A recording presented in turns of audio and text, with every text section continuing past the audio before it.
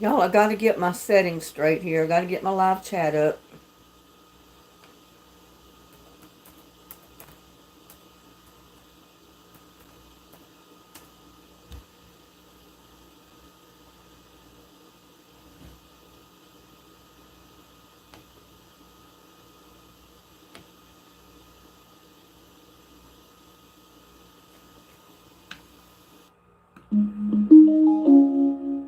And get my sound off.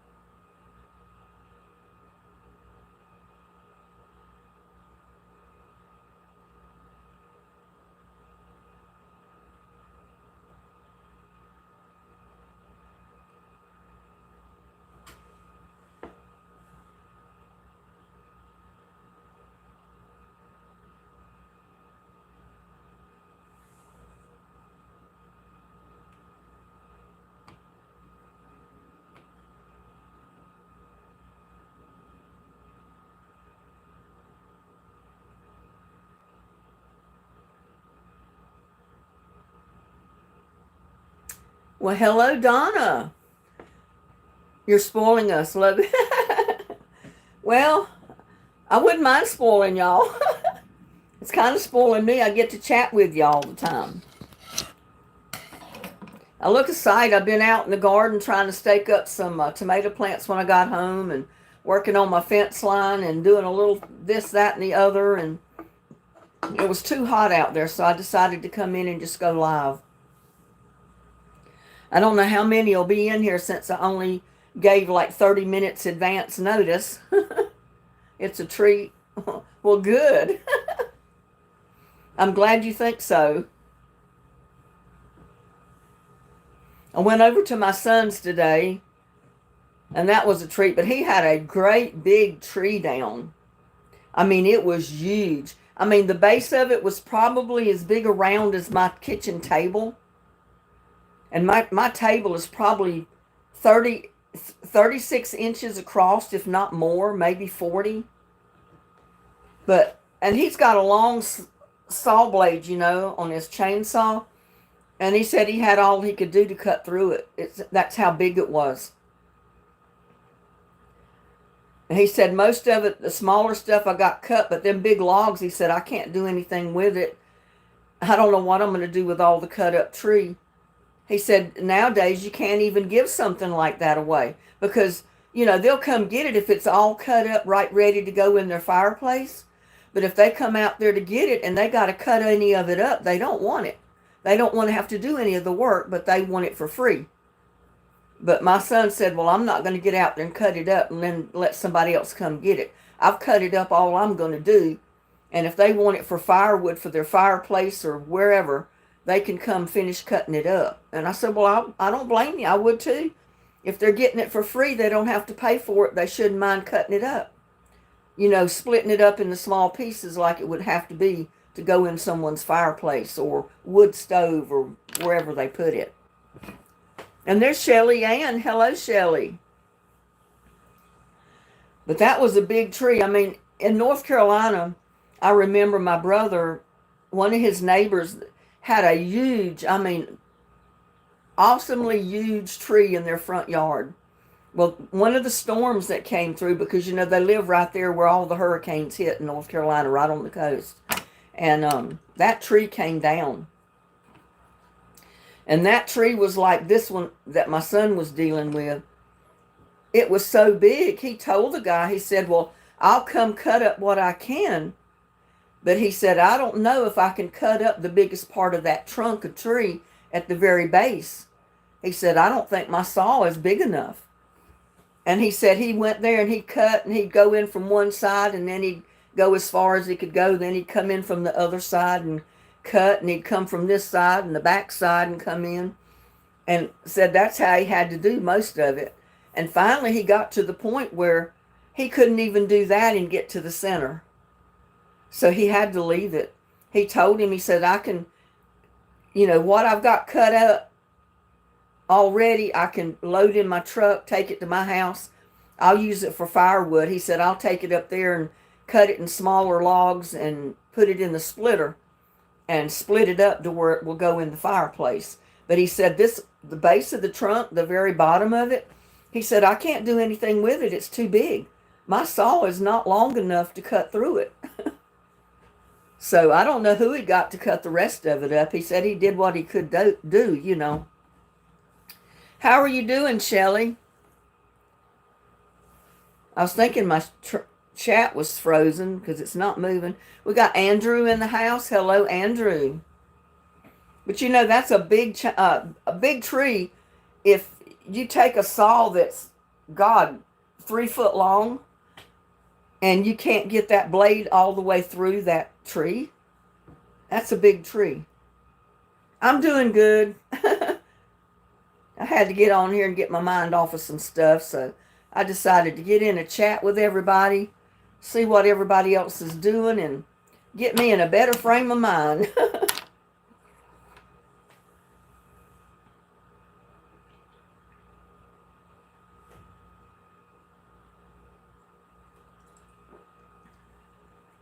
The only thing I don't like about drinking a Coke out of a can, you can't hardly get what's in the bottom of it without turning your head upside down if you don't have a straw in it.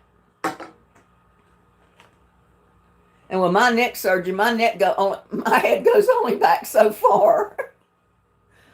So it's kind of hard to drink. I still got a little bit at the bottom, but I can't turn it up high enough to.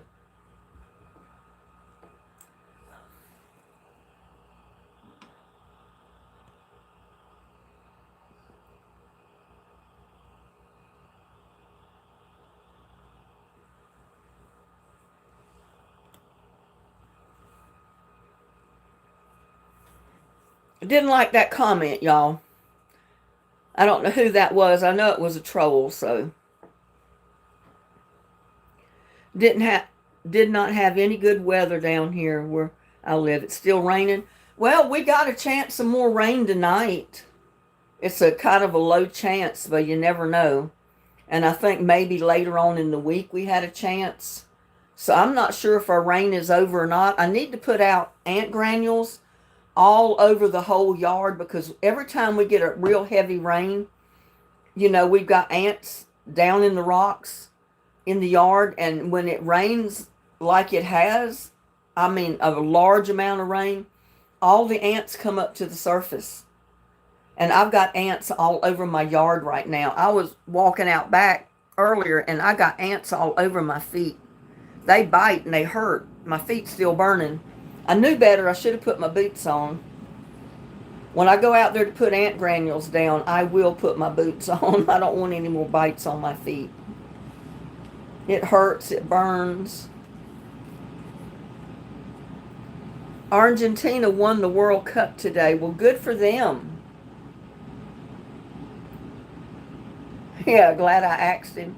Well, I don't want to take that kind of crap. I mean, if people want to come into my live chat and act civil and be nice, I welcome everybody new. But when they come in leaving comments like I just saw, I'm not letting them stay here. I'm sorry. If my moderators don't get to them first, I'm taking them out. Plain and simple. Yeah, the trolls need to grow up. Go somewhere. Start your own channel and put ugly comments in your own live chat. Don't bother mine. It's a good thing you can't reach through the screen and just grab them, you know. I'd be wringing their necks. I'd be strangling them.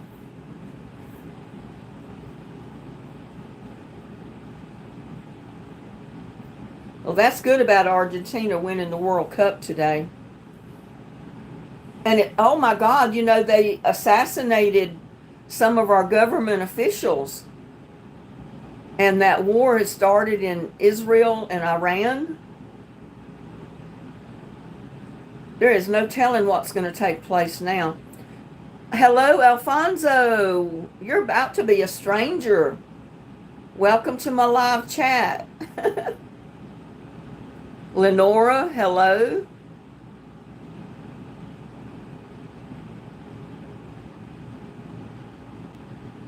Still raining where Andrew is. People like that, you just have to ignore them.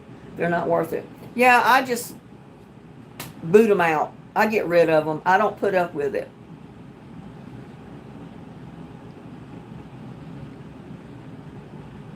Yeah, I can't believe Alfonso is in here tonight.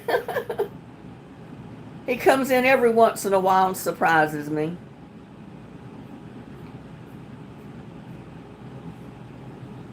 Are you going to have a live tonight, Alfonso? Don't you have a live on Saturday night? Or do you still do that?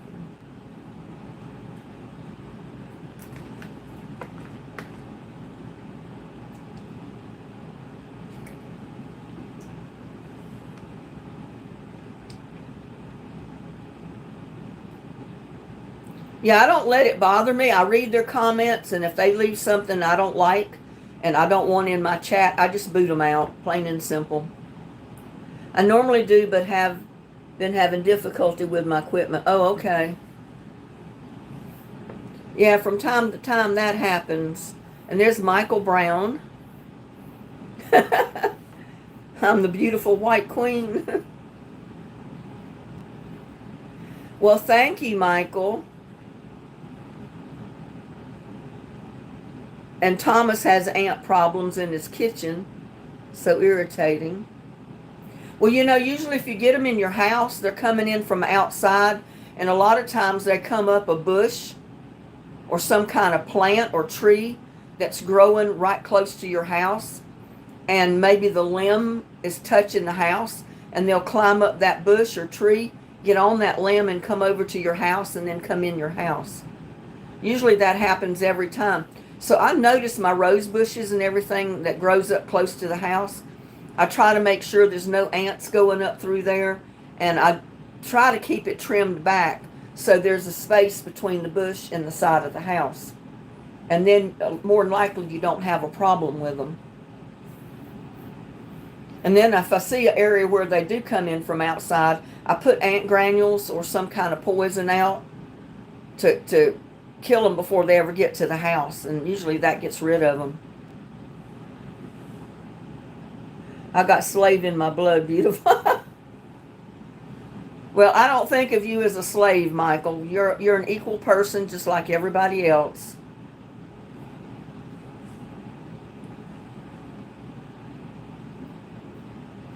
Yeah, my mom had a real bad problem with ants coming in her kitchen. And they would come in the window behind her kitchen sink. And I got to looking outside when I was there that summer. And it was the bush. She had one of those hydrangea bushes. And it had grown so big it was pressing up against the house. I said, Mom, don't your bushes need to be trimmed? She said, well, yeah, they are getting kind of big because they were leaning over on the steps. And I told her I was afraid they were going to trip her coming down the steps. So I took that trimmer thing and I went at it. I really trimmed that bush down and it got it so none of it was ever touching the house again. And immediately the ants disappeared. And my mom come to the door. She said, what did you do? I said, I just trimmed your bush. She said, well, the ants left. I don't see any more ants coming in. I said, that's because they were coming up this bush coming in the house. I said, if you'll keep these bushes trimmed back away from the house, you won't have the problem with the ants coming in. And I don't think she had any problem with her ants after that. Yeah, every once in a while when I know it's not going to be rainy season, I'll take ant granules or I'll take a mixture of 7 dust and half confectionery sugar. Mix it up and then I sprinkle it all around the edge of my house to deter the ants from coming around. And so far it's worked. But we've had rain, nothing but rain off and on for several weeks. And the ants are terrible in my yard right now. And it's not going to do any good to put ant granules out today if we get rain tonight or tomorrow. So I got to wait till I know there's several days that it's not going to rain. And then I'm going to put something out through the whole yard and see if I can't get rid of part of them. I know I can't get rid of all of them, but I'll do my best.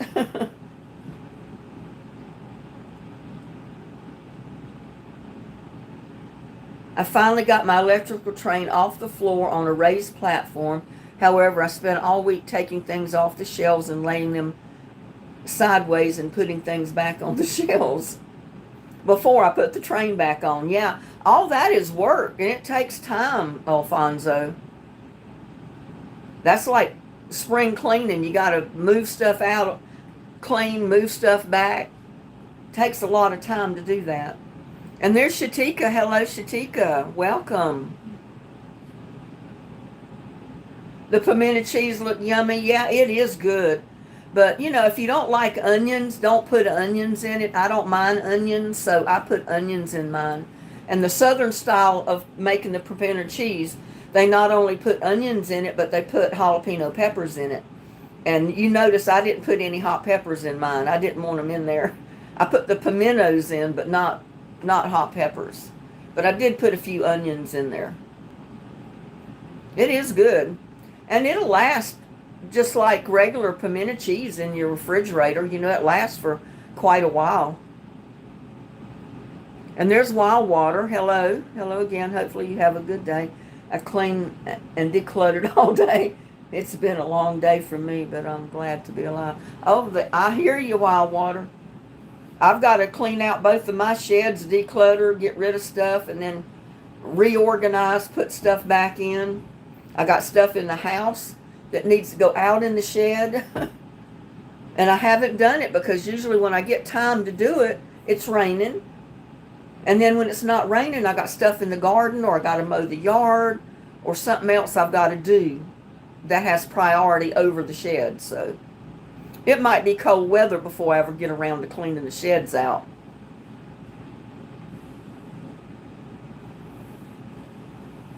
Thank you, Michael. God bless you too.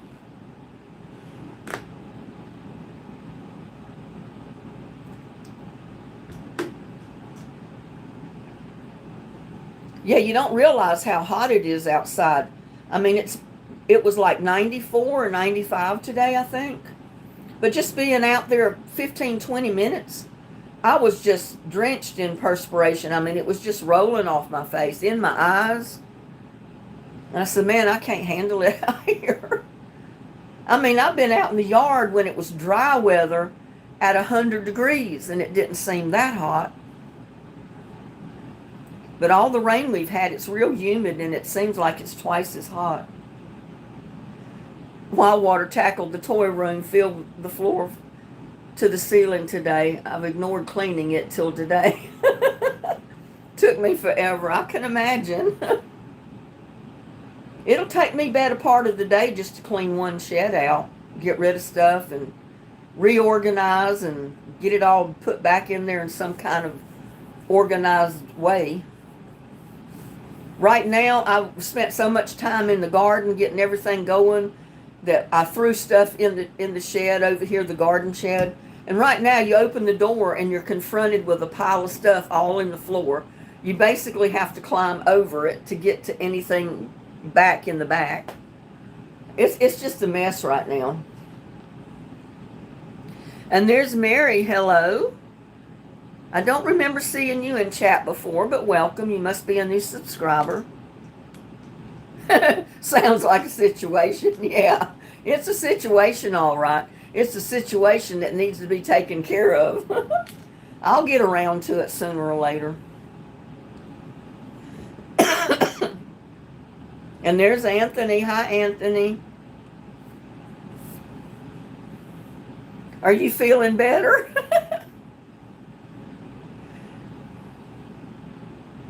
You didn't throw your phone, or you didn't do anything else to the crock pot, did you? I'm doing okay. I went and spent time with my son and my daughter-in-law this afternoon. And we went out to one of their restaurants and ate. It was a good time. I don't get to get over there very often. But he had a huge tree down in his yard, in his backyard. So he said, I've been working on this tree for 3 days already, and I'm still not through with it. And it's so big around, it's bigger than my table is, y'all. He got most of it cut up in like 6-7 foot logs. He got the tree limbs all cut up, but you get down to the base of it, and he said, I couldn't cut anymore. My saw is not long enough to go through it. And I mean, he would go in from each side trying to get to the middle, you know, all that. And finally he got to the point where he just couldn't do it anymore. And he said he'd give it to anybody that would go get it for free. But he said it's got to the place where if they have to come and do any of the work, you know, like finish cutting it up or splitting it to put it in their fireplace, they don't want it. They want you to pay them to come get it. I said, well, I'd leave it there and eventually you'll use it. I said, you already know it won't be usable for a year because it's got to dry out. It was like a 50-foot tall oak tree. Oh, my garden has just jumped for joy and growing like crazy out there. But the ants are killing me every time I go out there. I forget to put my boots on and they eat my feet up. I got to get granules out and get rid of those ants. Or try to get them down to some reasonable quantity. I feel like I got something going in my eye, y'all.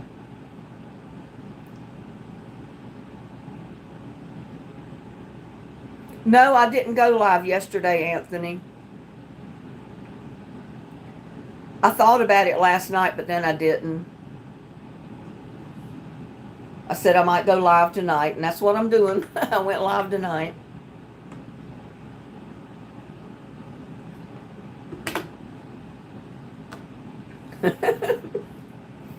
That's the reason I asked him, Don, if he was feeling better. He had too much of the happy juice the other night. Poor thing.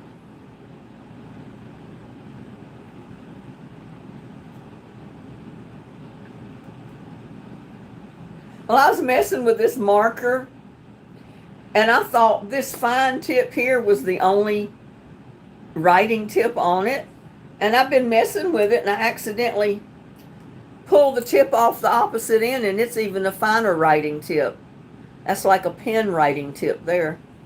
So now I can use either end of it. And I wouldn't have known that if I hadn't have been fooling around with it. They're good. They had their dinner already. I bought Little Buddy a new bowl. It matches Lucky's now because the original bowl, when they had the cat fight out there, when that stray cat came and tried to get their food, one of the cats knocked Little Buddy's bowl off and it cracked it in 2 places and chipped a big hunk out of it, but I've been using it anyway. But I went by the store earlier and to pick up a loaf of bread, and they had more bowls just like it, so I bought another one to match Lucky. So now they got matching bowls out there. And I threw the other one away. I just posted 2 shorts of them before I went live. Little Buddy was laying up on the railing on the porch out here, the little porch area. It's the little things that tickle us now. Yeah, I can't believe I've had this marker, this thin marker, for as long as I've had it. And I didn't know this end you can write with as well. I'd been just using this other end. And at times I wished I had one thinner, and I didn't know I already had it at the opposite end. Go figure that.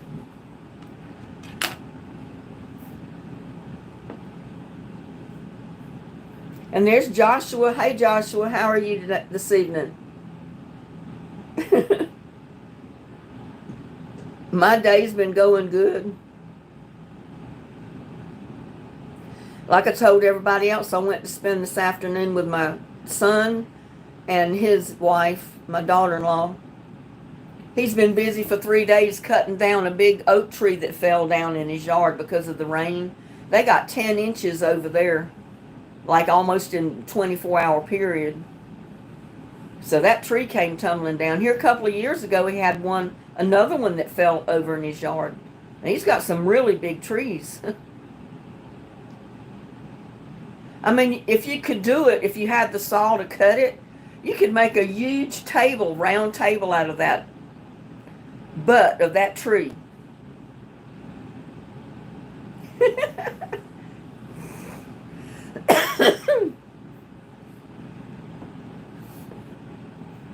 Yeah, did you have a real good hangover, Anthony, the next morning? Yesterday morning? I've never had one of those because I don't drink, so I don't know what a hangover would be. But I don't want one. You're getting too old for hangovers, Anthony.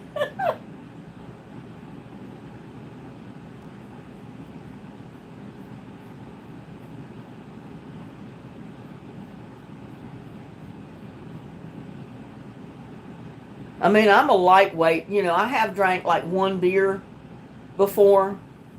And, like, we used to go out in my son's boat in the lake on the weekends.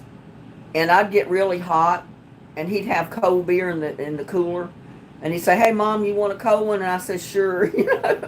And I'd drink one. That was my limit, just one, because I could drink one, and oh my God, I was already half drunk.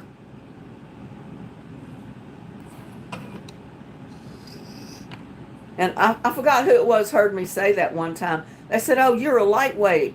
You're a cheap date." I said, "Well, if you ever date me, you don't have to worry about buying me alcohol, because I don't drink alcohol of any kind. I don't drink wine. I'm allergic to most of it, so I don't, you know, I wouldn't like it anyway. I never did want to drink." Yeah, I get hangovers from lack of sleep. I was up all night last night. I mean, I was in bed, but I was tossing and turning. I couldn't sleep. I mean, I didn't get 5 minutes of sleep. And it was late when I got up because I didn't feel like getting up. I just felt wore out. Finally, I got up, showered, and got dressed and decided I was going to go head over to my son's because, you know, I had already talked to him yesterday. And he said he'd be home cutting up that tree. So I went over there, and he asked me if I had anything to eat yet. And I said, "Well, not really. I drank a cup of coffee." And he said, "Well, you want to go out and eat?" I said, "Well, I guess we can." So we went to their local restaurant over there, and my son got all-you-could-eat catfish. And I said, "Well, from the way they taste, I could get all you could eat, but I'm not going to because I can't eat that much." So I just got the regular plate of fried catfish. And that was enough. I mean, I was stuffed. Because, you know, you get fries and you get slaw, and I got some okra with it. I did get one hush puppy. And I think there was 3 strips of catfish, fried catfish. I love fried catfish. Fried catfish and fried chicken are like right up there for me. Anthony said, "I did finally get a video done. It was a live stream gaming video." Oh, wow.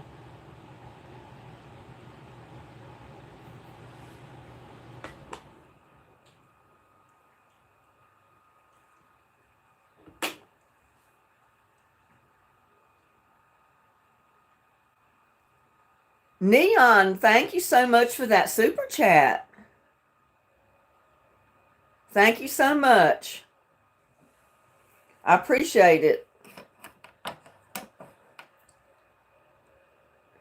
Everyone gets to see my rage.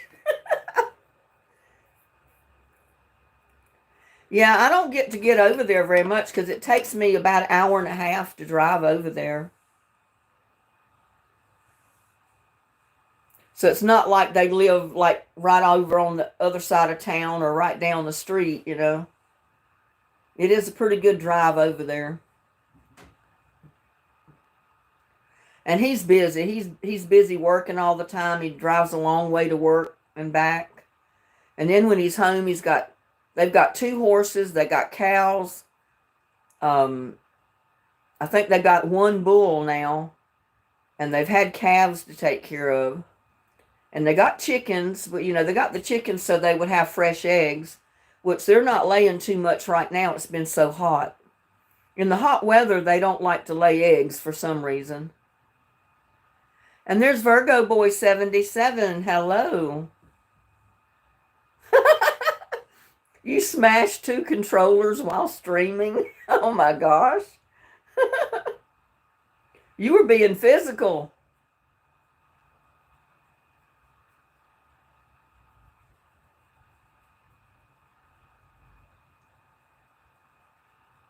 Yeah, he works in Fort Worth. Regina, his wife, she works too. So, on their Saturdays and Sundays, they're busy trying to get stuff done around the house, do their errands and all that kind of stuff. And then they got the cows and the horses and the chickens to take care of. They got 2 dogs and a cat. So the combination of all that keeps them pretty busy. Plus, my son is on call all weekend, even if he's not at work. So they're liable to call him in anytime. So he's got to be able to just drop everything and take off when they do call him. Thank you, Virgo Boy. I got 23 or 28 on here. I wasn't sure if anybody would be free on a Saturday night, because it's 8 o'clock here in Texas. In Central Time, it's 8 o'clock.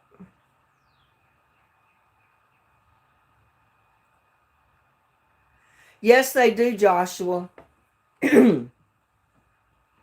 They have the reenactment of battle with the USS Battleship, where the guns are firing and they're talking to the men over the loudspeakers and all that stuff, like they did during the actual battle, wartime stuff. But I've always wanted to go see it, but I did go with my family during the day one time, but I've never been able to get back at night to see that, which I would love to see it. And there's Pat. Hey, Pat Watson, how are you? Yeah, that would be great to go by there and see it one night. But I don't know when that'll ever happen. Because usually if I do get home to North Carolina, I'm busy seeing family, spending time with them. I don't have time to take off down there to go see the battleship reenactment. Because it's about a 30-minute drive away, 20 minutes, something like that. And when you only have a week or 2 weeks, to spend with your family, you don't want to take off and go do something like that. So,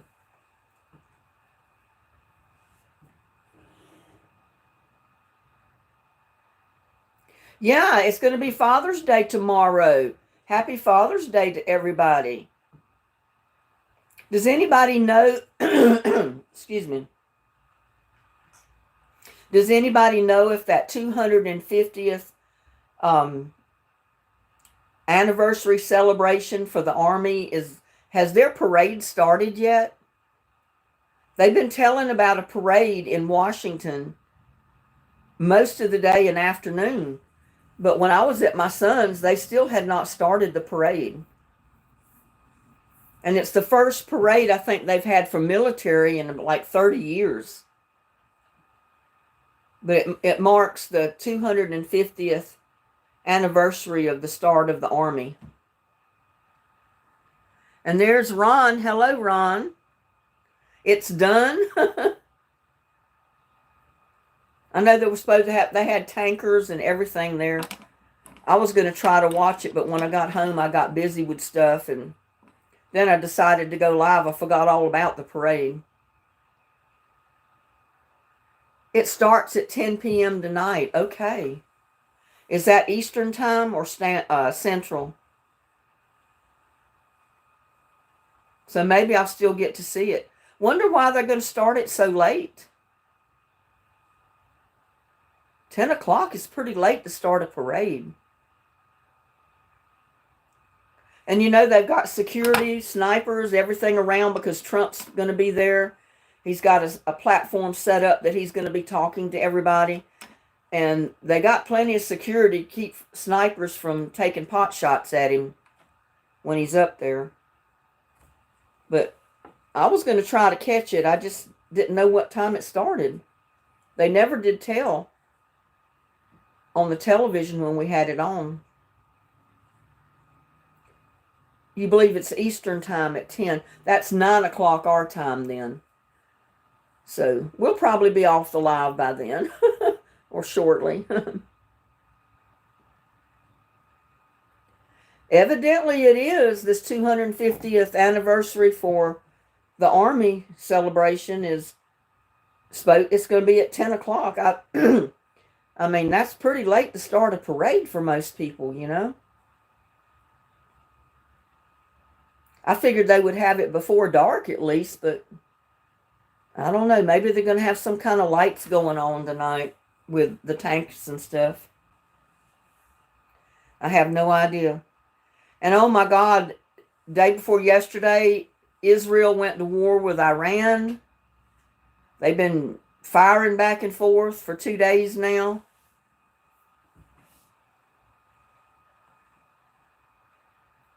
Have you ever heard of a coffee pot called Beautiful? Because that's the one I bought now. No, I've never heard of that. I didn't know they had a coffee pot named Beautiful. I have to check on that.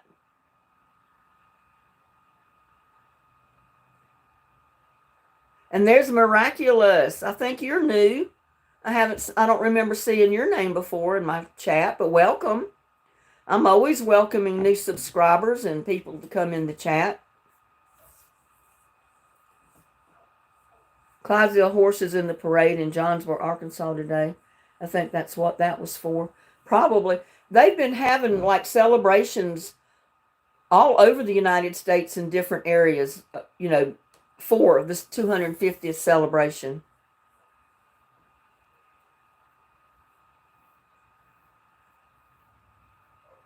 You think the new Starlight Parade for Disney is going to be July 20th? It's going on right now. Oh.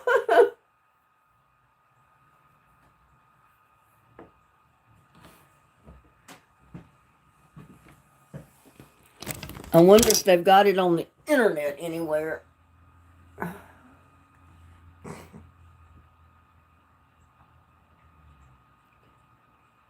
So if it's going on right now, they didn't wait to know 10 o'clock.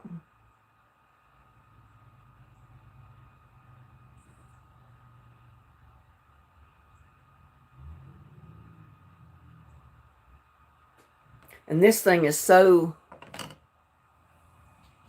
bad till I don't know if it'll even keep a charge to bring it. I know they were talking about it on Fox 4.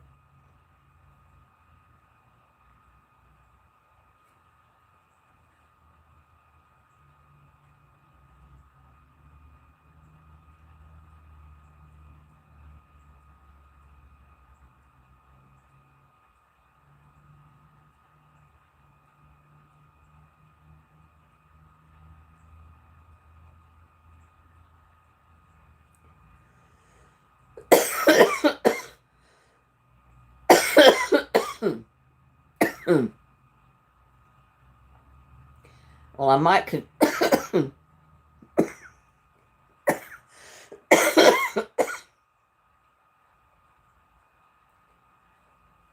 find it if I spell it right.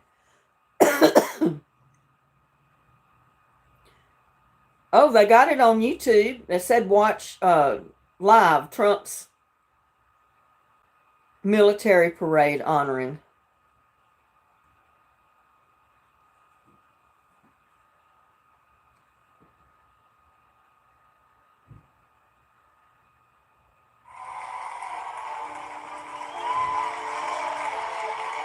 Ladies and gentlemen, please welcome the Secretary of Defense, the Honorable Pete Hegseth.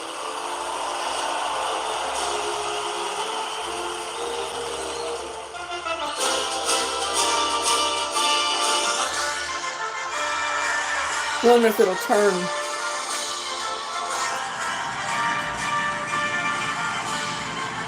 Ladies and gentlemen, the Vice President of the United States, J.D. Vance, accompanied by the Second Lady of the United States, Lucia Vance, and their 3 children. Can't see it very good, can you?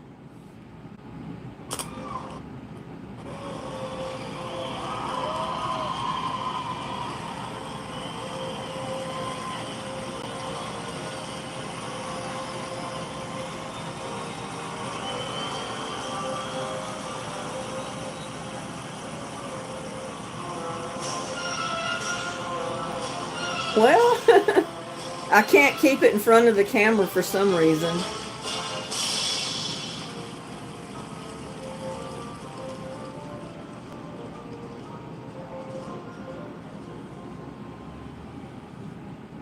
You can watch them instead of looking at my face.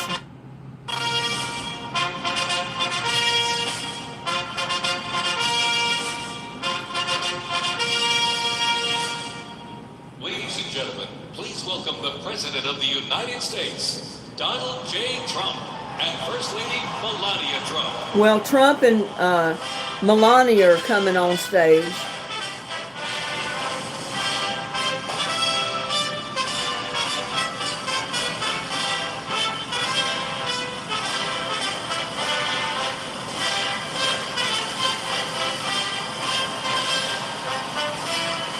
I need to be over there at the TV instead of this little A10.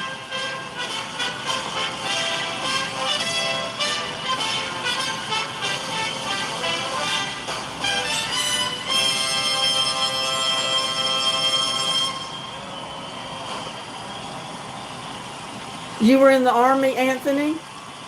I remember you said you were in the military. I couldn't remember if it was Army, Marines, or what.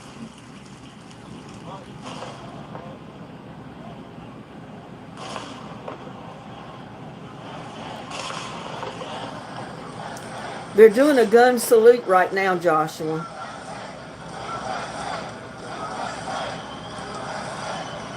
Ladies and gentlemen, to honor America, would you please rise for the singing of our national anthem?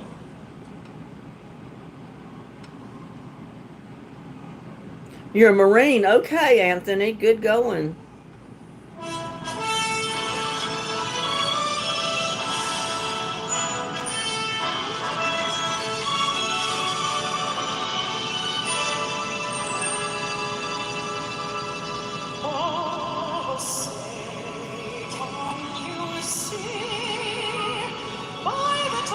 So we caught it right at the beginning of it.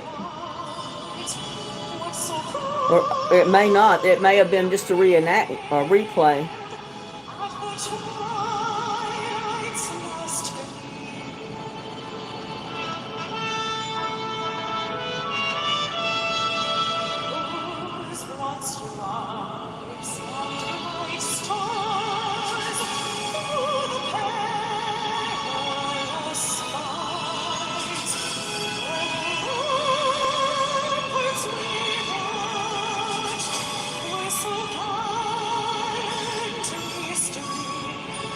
Teresa said, thank you for your service to our country, Anthony. She's a military brat.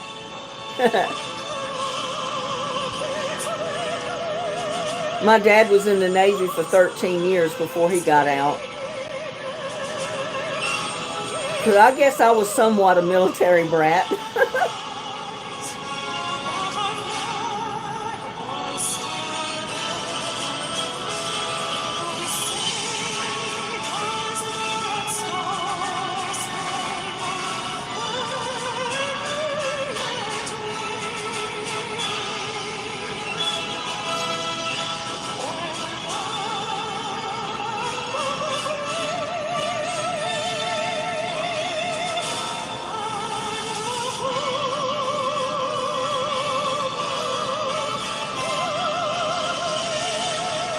I hope my batteries in these things last.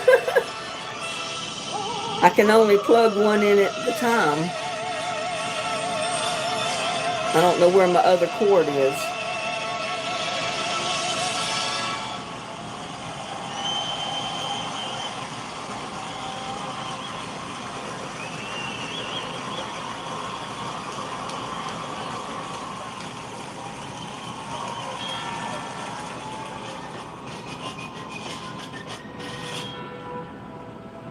Before we even had a country, we had an army. They started as a small, unorganized group of shop owners and farmers, but they fought the most powerful army in the entire world to a standstill in Concord, Lexington, and Bunker Hill. Move it away from Then there our because Continental I'm Congress picking up chose the George laptop Washington in it. as general of our Continental Army. But it wasn't until 1 year later, on July 4th, 1776, that news arrived of the signing. No, I can't, Joshua. Now we I had a can't new hit army those high and notes like that. I'm not a soprano. I'm an alto. With little gunpowder, no shoes, bloody feet, few cannons, little training, and even less food. Valley Forge started in December. They went into winter camp in December of 1777. Approximately 2,000 Americans died that winter of disease. They lived through hell, but they never ever gave up. Not this army, not this first American army. Finally, Washington and his army arrived here at Yorktown, where they had General Cornwallis and his powerful British army. I figured this is a nice way to honor them. All of the preparation Having it on my Washington live. has learned through the course of those 6.5 years. I don't know if I can hold my hand up that long, though. He employs it brilliantly. Sailing from the Caribbean, the French Navy arrived and took on the British fleet. Washington decided to make his move. Our men began digging to get closer and closer to the fort, finally getting within rifle and cannon range. Yeah, heaven help me, Joshua, if I ever hit a note that high. The British had Hi, two Patty forts C. How are for the you main doing? fort. They were called Redoubts 9 and 10. Then, on the moonless night of October 14th, the American and You're British welcome, forces Linda attacked Foster. the redoubts. The hand-to-hand combat with bayonets, knives, and fists was bloody, to say the least. But within an hour, we were victorious. And as the sun came up the next day, Cornwallis looked out and realized he was in serious trouble. So he prepared an all-out, desperate counterattack. It didn't work. And Yeah, the they're British were separated. You know, they're doing without their loved one that's in the Army or the Navy or Marines or whatever. But our young army And they're left won at the home war by and our themselves, and freedom. it's not easy. The freedom we hold so dear. And 250 years later, for what started as a ragtag group of shop owners, has now become the most powerful army in the world. Today, many things are very different from that army here at Yorktown. But one thing remains Hi, the Ann. same. How are An you undying doing? Passion, guts, and love for our country remains deep in the heart of today's army. When I look into their faces, you can see it. That will never change. God bless the United States Army, and God bless the United States of America.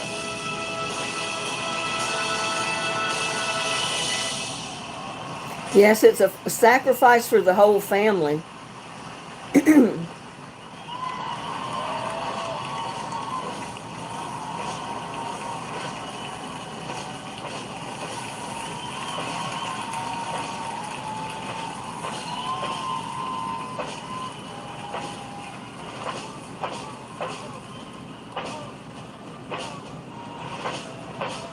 Oh, goodness, Teresa.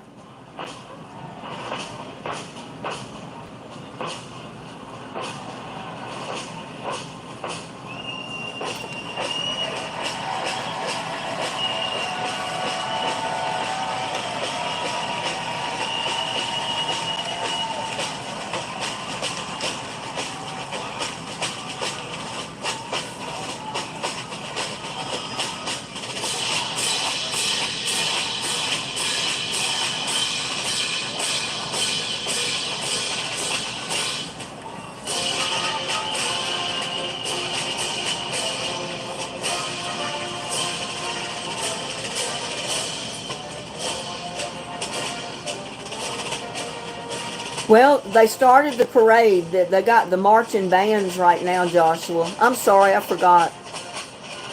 Yeah, they got honor guards, and then they've got a military band behind them. It's the band playing the music.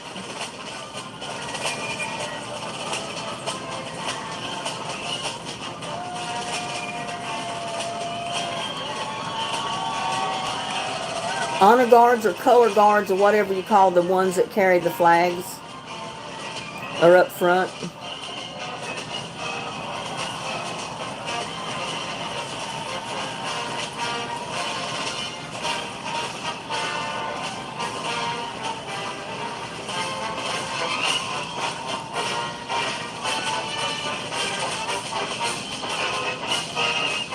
Hey, Rusty Bucket, how are you doing? Ladies and gentlemen, our parade is officially underway. I don't know. Internationally renowned as one of the world's finest professional music organizations, the United States Army Band Purging Zone. They are the premier music organization of the U.S. Army, our nation's most senior service. Stationed at Joint Base Meyer Henderson Hall, Virginia, it plays an important musical role I in know, national Anthony. and international significance.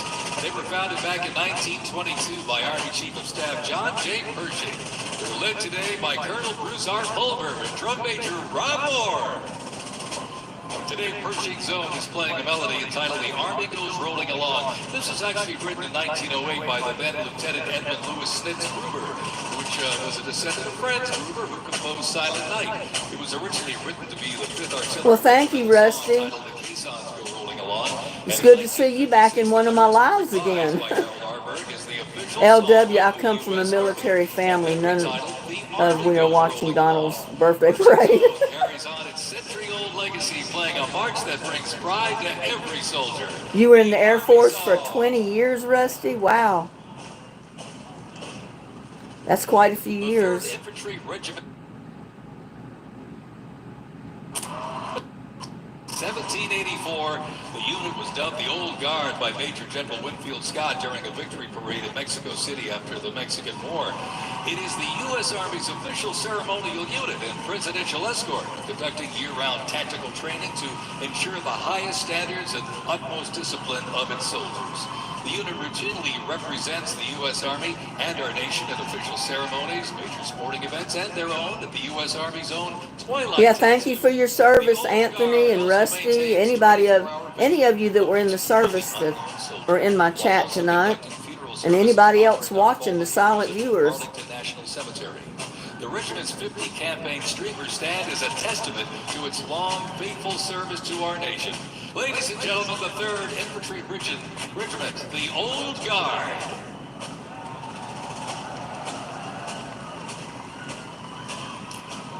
In 1775, the shot heard round the world at Lexington and Concord sparked a revolution, uniting 13 colonies and forging a continental army from farmers and frontiersmen.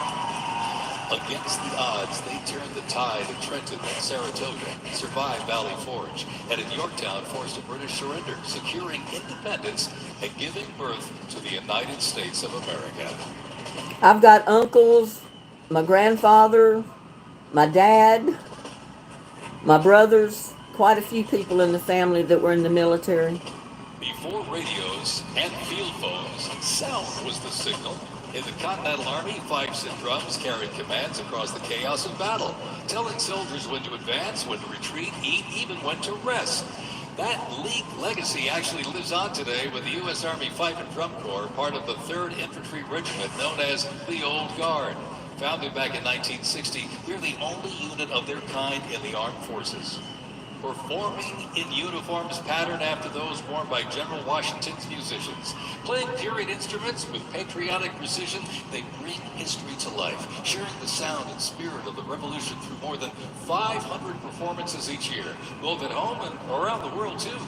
The Old Guard, Fife and Drum Corps, everybody!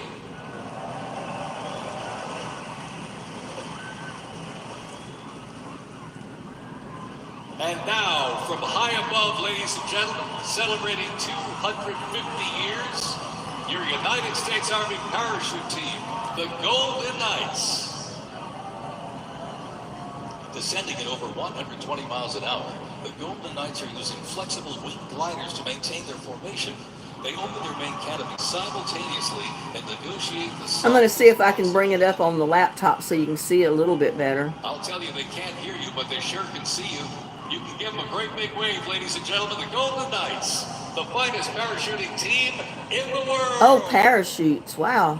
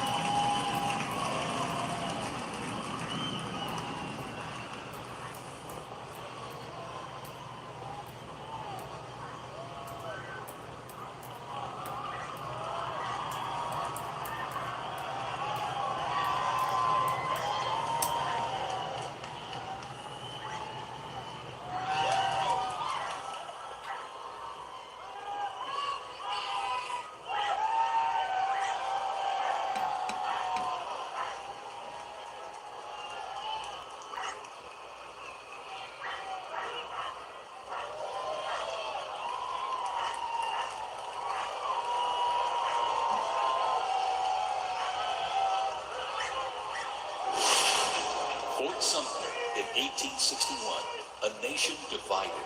Over 4 brutal years, nearly 2 million soldiers. Well, I can't find the one we got on here, so. 5 future presidents and the first recipients of a brand new military decoration, the Medal of Honor. With independence won, our nation's westward expansion began. The Army moved in step, guarding settlers as native scouts lit the way. Immigrants joined the cause, and the Buffalo Soldiers etched a legacy of grit and honor across the American frontier.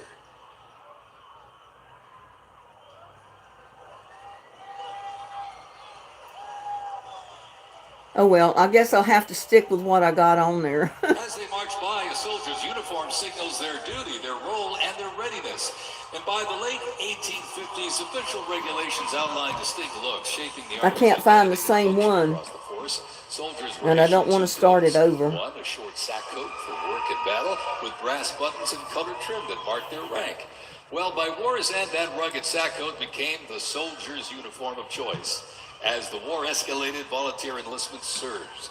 Congress authorized support for a force of up to 500,000 new troops, answering the call to preserve the Union. As they march by, representing the Civil War era of our nation's history, is the 4th Infantry Division based out of Fort Carson, Colorado. I'd be scared to death to jump out of a plane in a parachute. I'd probably have a heart attack before I landed on the ground.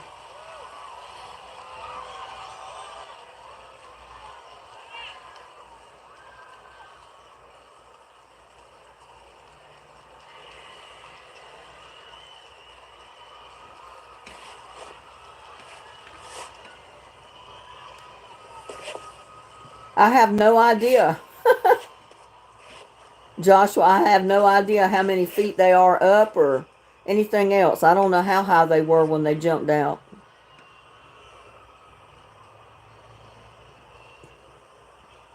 They got horses marching now with a covered wagon behind it. Legends, the 1st Cavalry Division rides with pride. Born from the thunder of horse cavalry traditions of the Civil War, the 1st team forged its reputation on the front lines of history.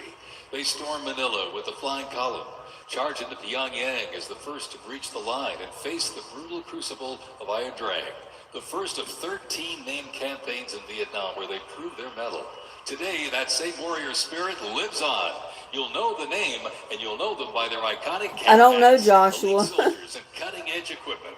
Tough, fit, fearless. The 1st Cavalry Division is a lethal, disciplined force that stands Okay, ready Anthony. to fight and win anywhere, anytime. And the legacy rides on. This is the CAV.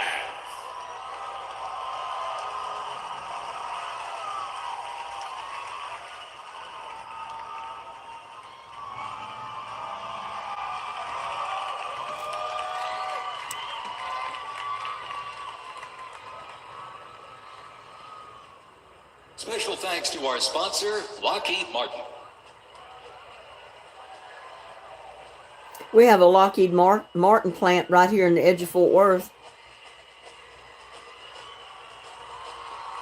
where they build planes and stuff.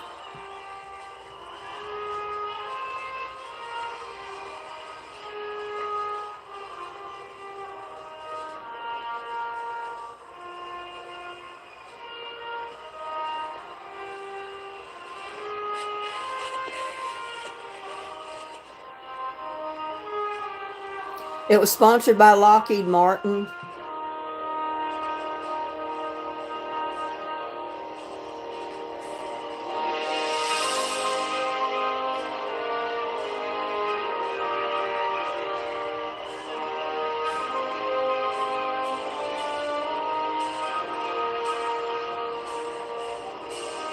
In 1914, years of escalating competition between European alliances culminate in the outbreak of the First World War. The two sides engage in a savage war of attrition, defined by opposing trenches, barbed wire, poison gas, and mass casualties. The United States initially maintained its neutrality, but was eventually drawn into the conflict in 1917. Despite having less than 130,000 soldiers at the beginning, the Army eventually grew to over 4 million, with nearly 2 million soldiers serving in Europe. In 6 months of fighting, nearly 50,000 Americans lost their lives, with another 190,000 wounded. The guns fell silent with the armistice of November 11th, 1918.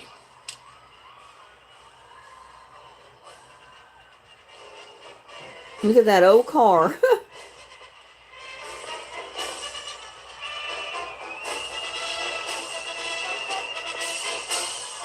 We passed one of those old cars going down the street just before we got back to my son's house after we had dinner today. Rolling stock, this 1918 Dodge touring car was part of the legendary 1919 Transcontinental Convoy.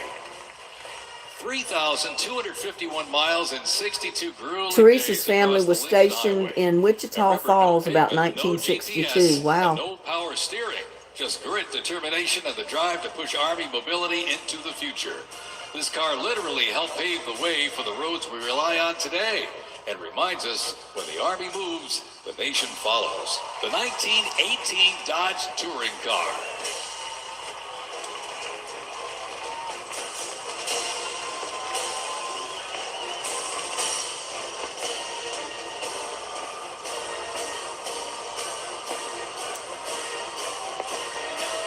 Headquartered in New York, this is the 42nd Infantry Division Band. At the start of World War I, the 42nd Infantry Division was formed with troops from 27 National Guard units, stretching across the country like a rainbow. Composed of skilled musicians from all walks of life and professional occupations, they perform a variety of musical genres. They just got another band marching, Joshua. The members were ordered into active federal service back in 2004 in support Another of Army Operation band. Iraqi Freedom 3. The band has also served in support of numerous state active duty missions, including cleanup efforts following Hurricane Sandy, distribution support during COVID-19, and recently support for New York State Corrections. Commanded by Chief Warrant Officer 2 Ethan Wagner and led by Drum Major Sergeant First Class Drew Gans, the band is performing Over There, written in 1917 by Broadway composer and recipient of the Congressional Gold Medal George M. Cohan. Representing the World War I era is the 82nd Airborne Division, based out of Fort Bragg, North Carolina. You'll notice the unit is wearing replica World War I uniforms signifying the soldiers who served our nation during this time. When the Americans entered the Great War, our soldiers under the command of General Blackjack Pershing hit the trenches in the new standard. It was the olive drab winter service uniform. Now on their heads you'll see a steel helmet with sand-textured paint built to deflect deadly shrapnel from above. Not bulletproof, but battle tough. Nicknamed the Pershing boot, on their feet was the M918 1918 French boot. It was designed to survive the brutal grind of trench warfare. And on their backs, the field pack, rations, ammo, first aid, and a gas mask. Everything a doughboy needed to fight and to win. Well, that guy's telling you all about it, Joshua. He's telling you better than I can. Because he knows what... Incidentally, the 42nd Infantry Division was deployed to heavy combat abroad and then deployed again in World War II, ultimately liberating the Dachau concentration camp. The 42nd responded to the terrorist attacks on 9/11. Later, with the war on terrorism, the rainbow stretched across the world again, deploying in Iraq and Afghanistan.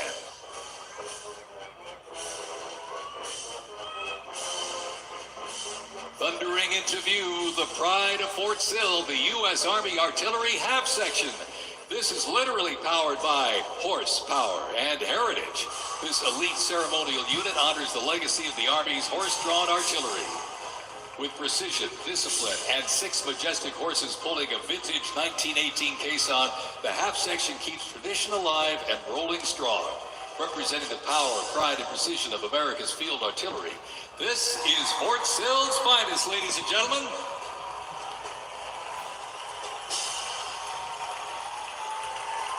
Well, he's telling you better than I can, Joshua, because I don't know what I'm looking at. I have to listen to him. To our sponsor, Form Energy.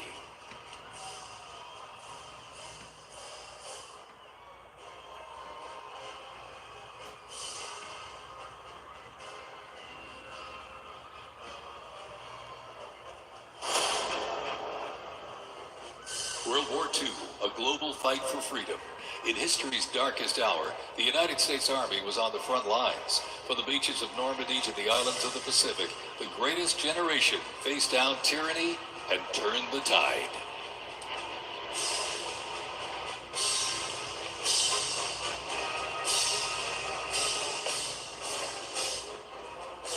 From bombers to fighters to transports, U.S. Army aircraft started to thunder across the skies in World War II. And take a look up there, ladies and gentlemen.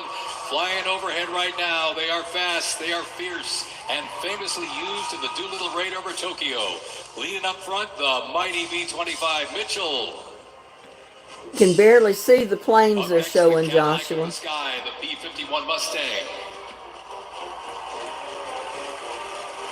From the sky, we're back down on the ground. In World War II, one vehicle led the charge, the legendary quarter-ton 4x4 command recon vehicle, the Jeep. You might have a Jeep in your driveway, but not like this. The U.S. Army truck quarter-ton 4x4 command reconnaissance, better known as the Jeep, was an iconic vehicle of World War II and was the world's first mass-produced four-wheel drive vehicle. The Army used the Jeep for almost every military activity, including command vehicles, scout cars, and medical ambulances. Fast, rugged, the Jeep became a symbol of American ingenuity.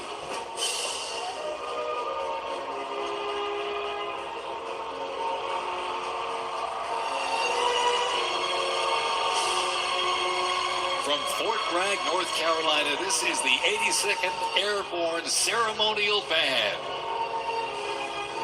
The 82nd received the nickname All-Americans after a contest as it represented the diverse origins of its members from every state.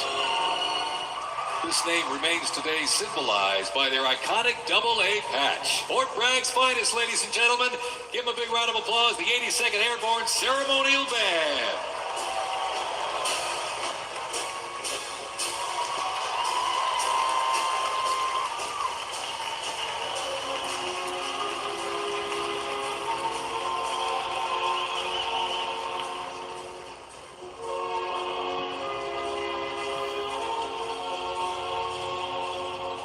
In a global fight like World War II, the U.S. Army knew our troops needed more than courage. They needed innovation. Uniforms evolved for every environment, but olive drab remained the mark of the American soldier, shaped by lessons from the trenches of World War I. Looks like I got a lot of people that left our chat because we're watching this parade. Tough, stable, and built to protect under fire.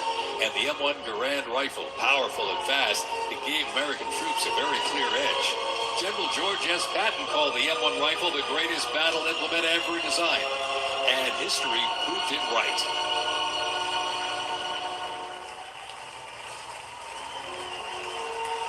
The 82nd Airborne Division, the unit is best known for their bravery on D-Day, when 12,000 parachute and glider troops destroyed German supply lines after fighting for... Well, if all of you don't want to see it, I can turn it off. I thought you might want to watch it while we're in the live.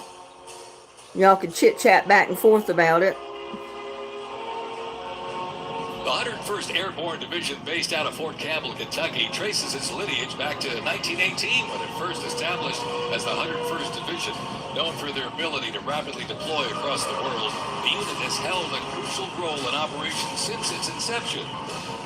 From parachuting behind enemy lines on D-Day to leading helicopter assaults in Vietnam, the 101st redefined... Well, I'm glad you came in, Tamara. In the 50s, I don't think this parade is going to last too long. I don't know how long it was, but... during the fight for civil rights. In recent decades, they've been sent across the world with stints as far as the Middle East, where they took part in Operation Desert Storm and participated extensively in the war on terrorism in Iraq and Afghanistan. The Screaming Eagles continue to lead the way as tomorrow's division... Okay, I'll do that, Joshua. But if y'all don't want to see this, I mean, I can turn it off. You can watch it later on YouTube or something. The iconic Sherman Just let me know. Ladies and gentlemen, it was the cornerstone of the U.S. Armed Forces, showing its military might in World War II. It became one of the most influential tank designs of the 20th century. The M4 tank was nicknamed the Sherman tank after Civil War General William Tecumseh Sherman. Actually, it was named by the British. With almost 50,000 produced during World War II, the Sherman tank was in active service until 1957. In World War II, the M16 half-track was... Okay, we got it off. I don't want to get anybody upset because y'all can watch it later and probably see it a lot better than what I'm showing it. I had to plug my camera back in before it dies on me.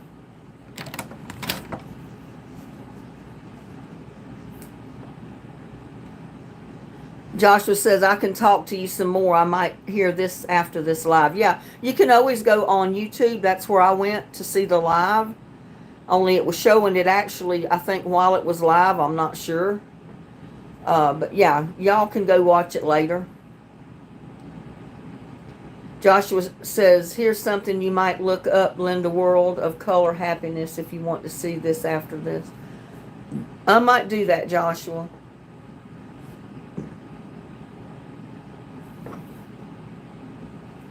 Yeah, we've lost people. We dropped down to 16. I didn't know that.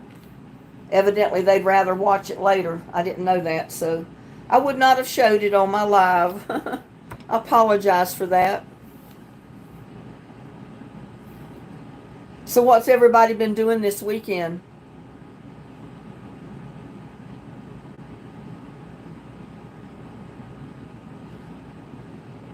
Probably need to turn some lights on in here. It got dark on us.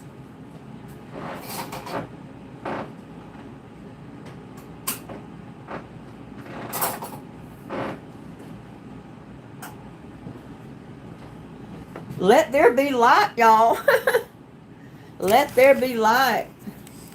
I'm sorry, that might have offended some people. That I know some people that were in the service probably.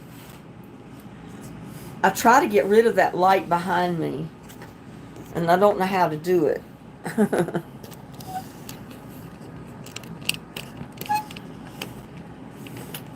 If I can put it behind my head. Well, how was it?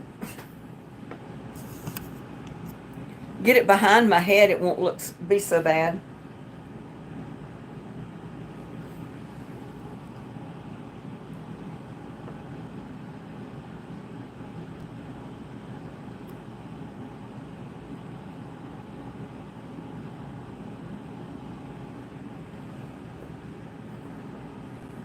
I didn't know if Disneyland is 70 years old. I don't know.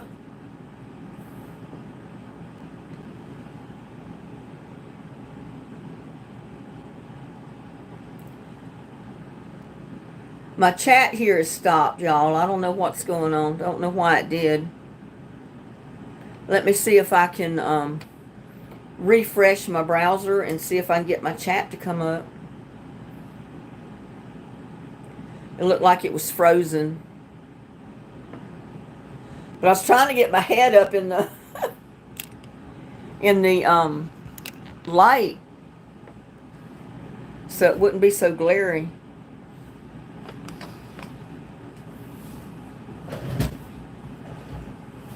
Maybe if I turn this away. There you go. Now that light is not shining right in people's faces.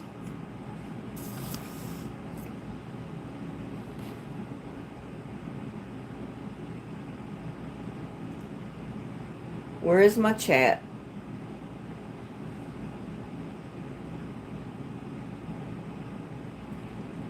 Yeah, I didn't realize I was lost so many people, or I wouldn't have kept watching that. I would have just let y'all watch it later, but oh well. You sure had a bunch of onions. Yeah, I took a handful to my son. He doesn't like onions, but I know Regina probably chops them up and cooks them in some stuff that they have. I don't know. But I did take them a few, and I took them some cucumbers, squash, zucchini, tomatoes. I said they could have BLTs for dinner tonight. And I took them 2 great big bunches of celery.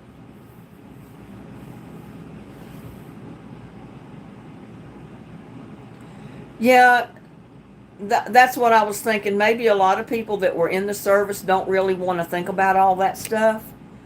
And I didn't think about that until just now. I said maybe they don't really want to watch it. People like me that have not been in the service, they don't, they don't have a lot of those bad memories to think about. like some of the people that were in battle in the service. So I apologize to everybody for that. And I hope you come back in my chat since we're not watching the parade anymore. I mean, my dad would probably watch it, but it would upset him, I know. Because he was in the service, I think, back during the time of World War II.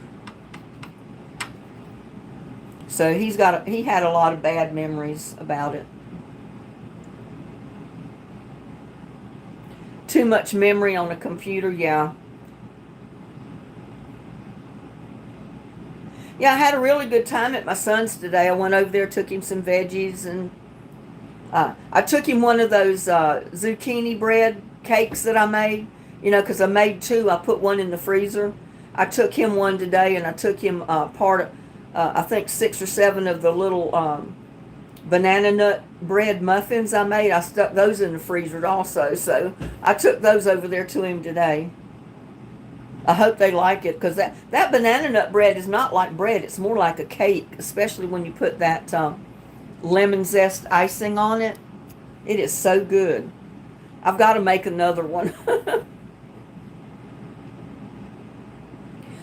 Joshua said, I found a video about backstage views, fireworks during Christmas and at Disneyland, if you want to see it on YouTube. Okay. You're in desperate need of rain, Tamara? I'm trying to keep my walking onions alive, but even with watering, they look really sad. Oh, no. Well, with all this rain, it's made all these fire ants surface. And I just walked around the garden this afternoon when I got home, and I did stake up or tie up a couple of tomato plants that were falling over, and the ants just covered my feet. I didn't think to put my boots on, but I'm not going back out in the garden because all this rain made them come to the surface, so now they're all in the yard everywhere. Your dad would be almost 111 if he was living. Yeah, my dad's gone. My uncles are gone that were in the service. My brothers are still alive. They were both in, well, 2 of them. The 2 older brothers were in the Army. One was stationed in Vietnam and the other went to Germany.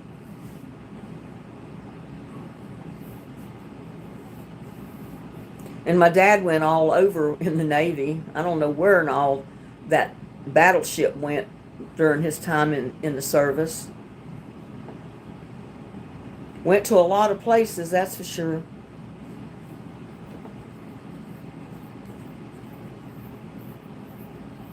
And I got some people coming back in. They didn't want to see that parade, not the way it was. I mean, you didn't get a really good view of it the way I was trying to show it anyway. You'll get a better view of it to go watch the replay of it on YouTube or something.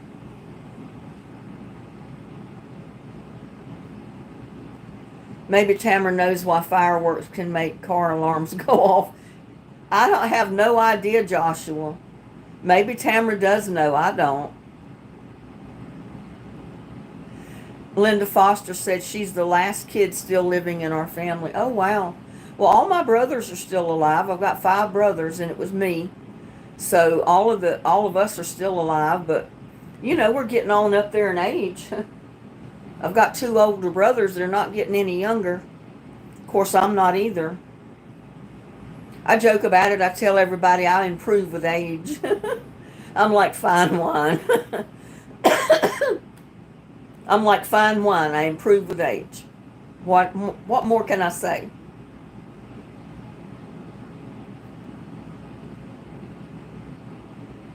Yeah, and that was not all of them, Linda. You know, I only pulled the ones that the tops were dying down, because I've always heard that they quit growing when the tops die and fall over.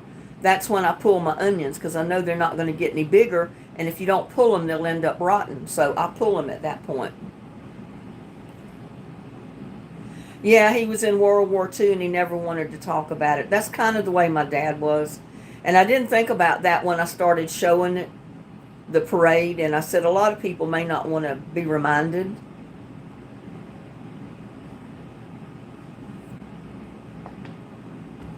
That's the reason I said I apologize for anybody that was kind of hurt by watching it or being reminded of the war.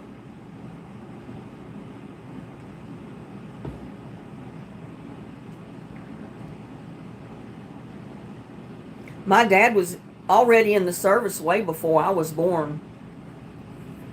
So he was in the service during the era of World War II, for sure.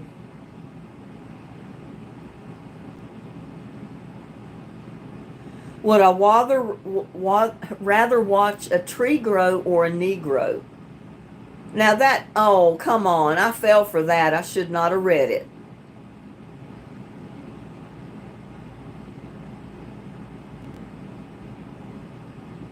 Be nice, Dixie, Rec, whatever you are, or I will say goodbye to you.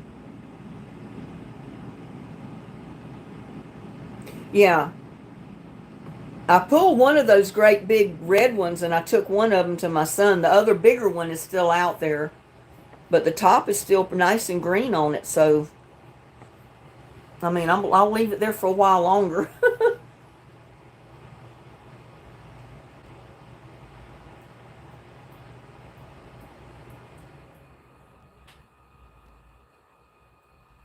And I had those volunteer tomato plants come up in those onions, and I left them there, and the tomato plants are towering over the onions now. I had to get those out of there.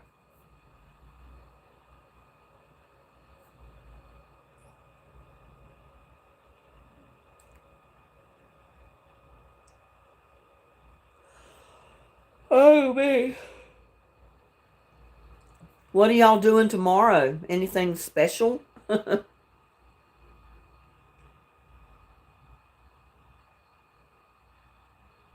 I'm doing good, Abdel. Abdelahadi. Abdelahadi. I know I'm not doing that anywhere correctly of pronouncing your name, but I tried. You're visiting your friend Mike.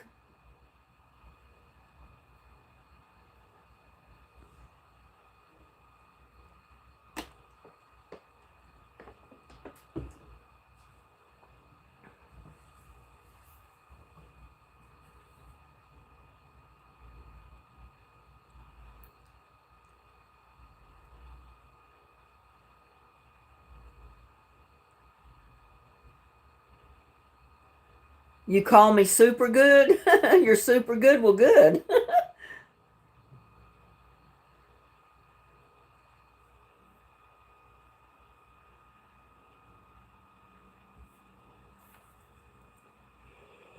Oh, man. I hope I sleep tonight. I don't think I can handle being awake another night all night.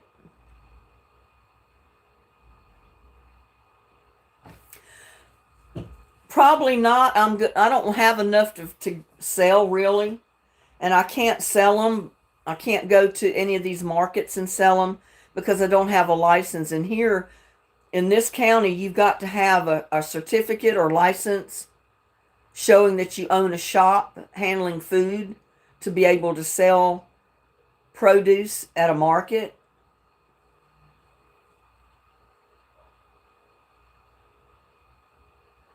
It's low frequency shock that triggers it. Yeah, I guess so. I'll probably cook a lot of them for different videos like I've been doing. I haven't done a whole lot of them, but I need to do some more squash and zucchini, find other recipes to make them and do some videos on them. And what I can't eat, I'll freeze, I guess. I need to cut my collards and cabbage out there. The tree collards is what I'm talking about. My cabbages are starting to head up. So I decided I was going to leave them and let them head up some and see how they do this year. If I don't end up with the bugs getting to them before I do, with it not raining. I've got to check the forecast before I spray them with pepper spray or anything else. But so far I've been pretty much keeping the bugs off of my cabbage. But I've been putting that pepper spray on them.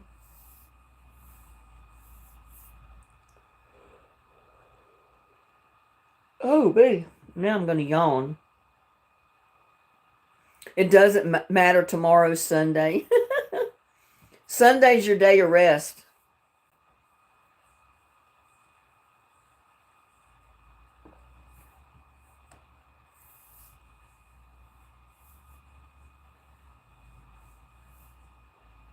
Well, that's what it's supposed to be. That's what Sunday was intended for. But a lot of people nowadays have to work on Sunday. It's just like any other work day. Oh, your kiddos are coming over for Father's Day tomorrow. Well, that's good. And your daughter fixed all the food. Well, that sounds like a fun thing to do.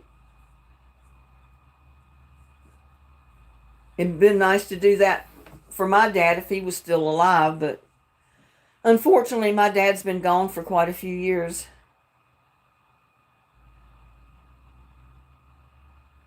Well, any kind of a blast like that would have some type of shock wave, Joshua.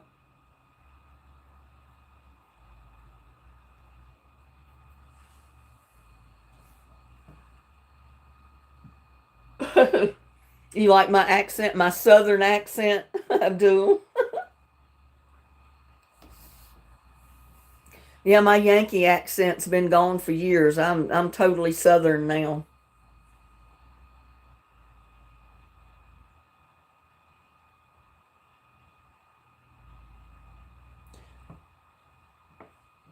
Some people think you're ignorant when you got a southern accent like I've got.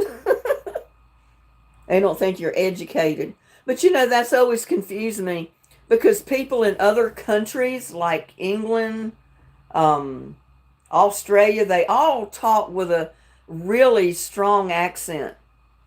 And they say they sound educated. Why do they sound educated and I don't? I never could understand that.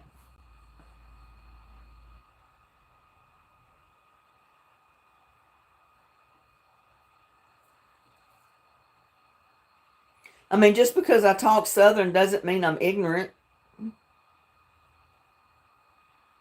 I've been to college. I halfway got an education. I'm not totally dumb.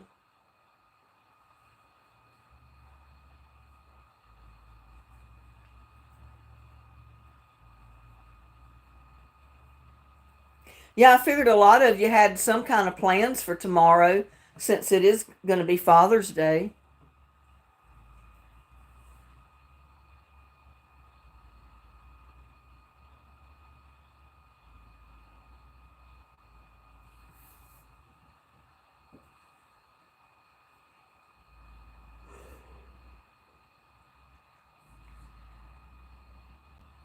Yeah, I guess it's the shock wave that goes through the air. It's enough to trigger those car alarms.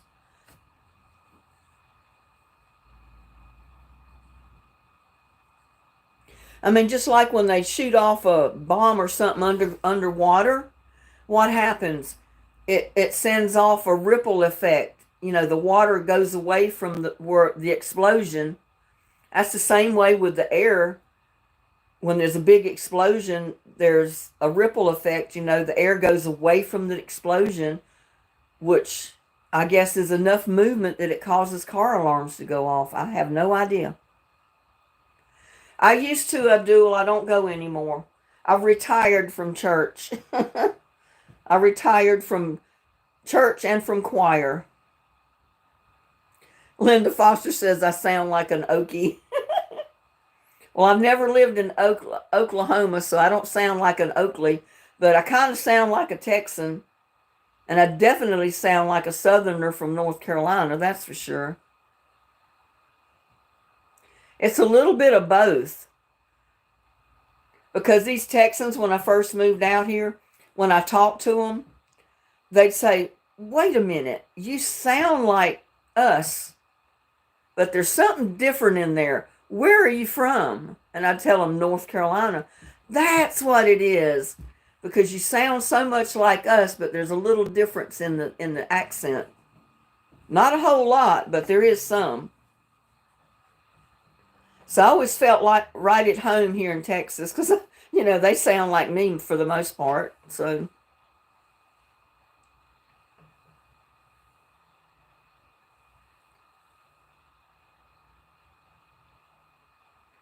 yeah, I sang in the church choir for 20 years. And then I had kind of a bad experience through church, so I quit going. And I don't intend to go back.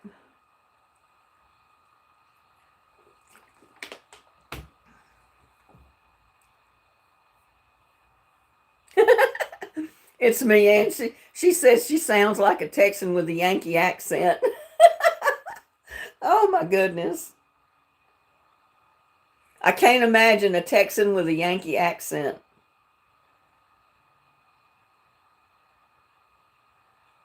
Linda says, you sound like a Texan. My mother was a Texas girl. See, the Southern drawl is so similar to Texas. So it's kind of hard to distinguish that you're not a Texan. I don't know what the little something was that they detected in my accent that they said was different. I have no idea. They never did say. But they said there was something different. I just can't put my finger on it. Where are you from?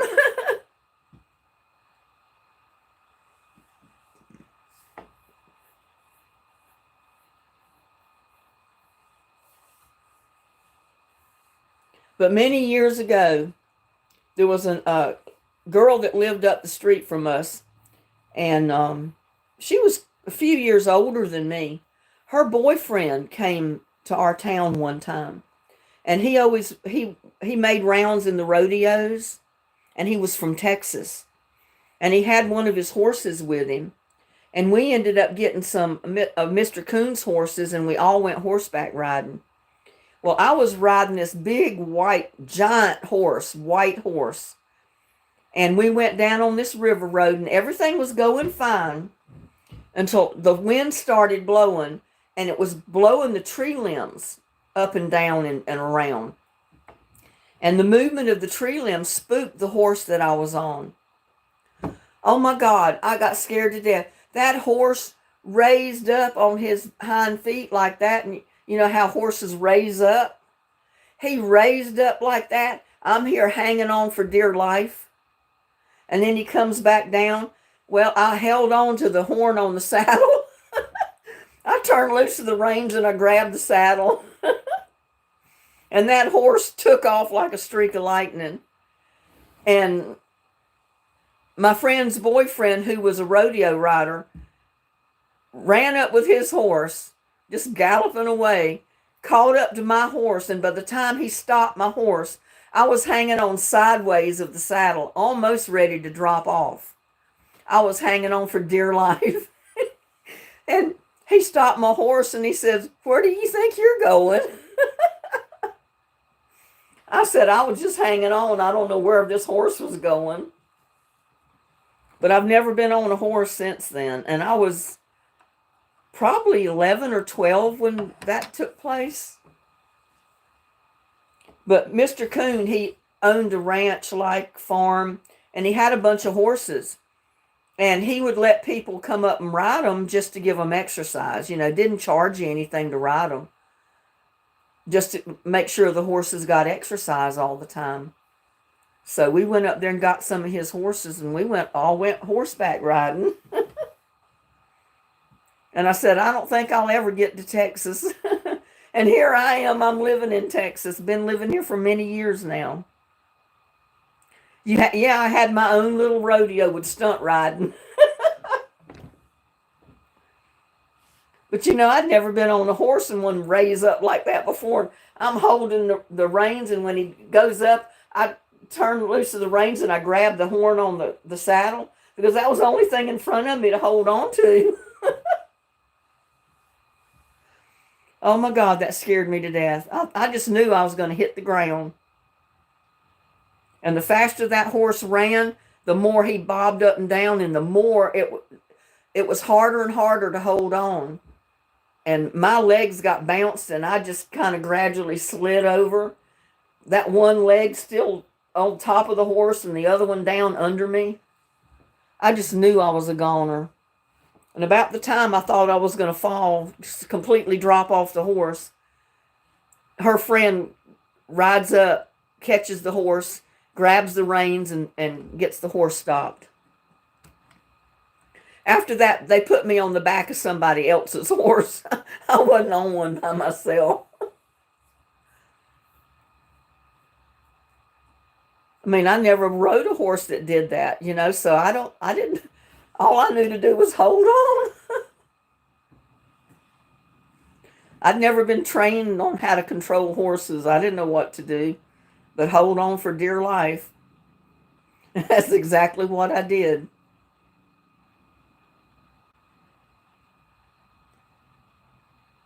It's hard to accept the doctor can't help you anymore in your own. Yeah, that's kind of the way I am with my back and neck. There's not much except a little bit of therapy that they can do to help me on a day-to-day basis, but the therapy doesn't last. I mean, you've got to go all the time, constantly, because the least little thing I get outside and do, you know, gets my back hurting. It gets my neck out. So I've learned to do basic therapy on myself and adjustments, because I know I can't just sit down. If I just sit down and do nothing, I'll lose my muscles. And my muscles is what's basically holding my spine in place, up through my neck, all the way down my spine, right to my tailbone. And that's something the doctor told me after I had surgery from my injuries, was that I needed to walk, I needed to exercise whatever I could, keep my muscles toned up to help keep my spine in place. So that's the reason I go after it. You know, I do stuff in the yard. I mow my yard. I push the mower. I do all that kind of stuff. I mean, I pay a little bit afterwards. I'm in pain for a day or so, and I have to take it easy after I mow, but I can't just sit down and give up. I got to keep my muscles worked, you know. Teresa said I had a horse bucking after a horsefly bit it. That was it for me, riding horses. Well, my oldest brother had never been on a horse before, and we were riding most of the afternoon. My brother was in bed the next day. He could not move. His legs hurt so bad. He seemed to have been riding pretty good, but he was using the muscles in his legs, and he couldn't get out of bed the next day.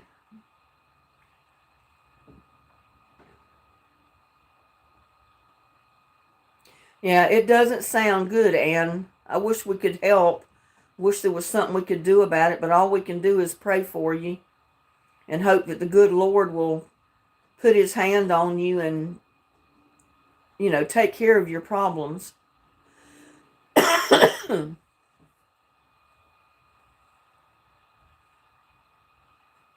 I mean, what would they do? Would they have to put like like something down your throat so you can breathe if your throat collapses? I mean, that's scary.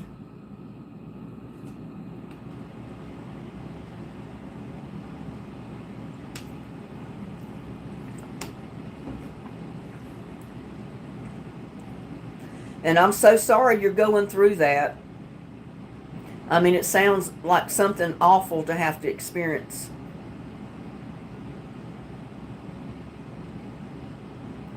It's Ann Joshua. She's got problems with her spine, her neck, and everything, and she's had surgeries, and the surgeries kind of made things worse instead of better. And now the doctors are telling her that there's nothing they can do. There's no more surgeries that will help. And she's saying that, you know, either she's going to die from her airway collapsing or something, or suffocation of the windpipe closing, or she'll die on the operating table. It doesn't sound good.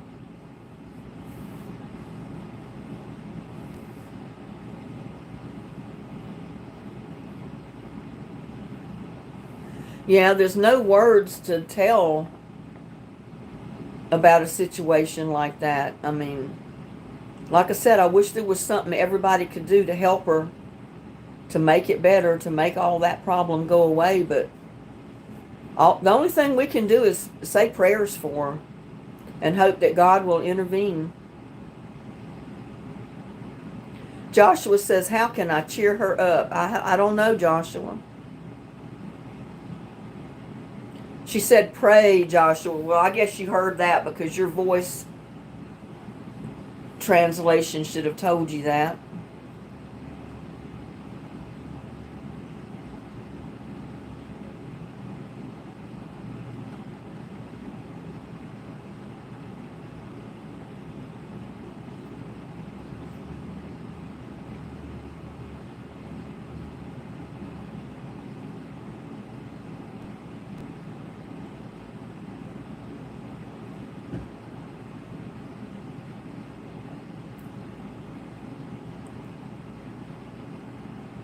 Joshua said, if only I had some magic for her cure, but no sparkling thing, no magic wand, I wish.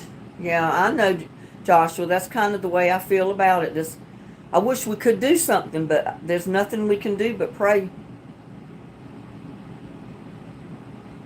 Oh, I can imagine, Ann, it'll be a special day for you to have all your kids over and have a good celebration Father's Day with them all.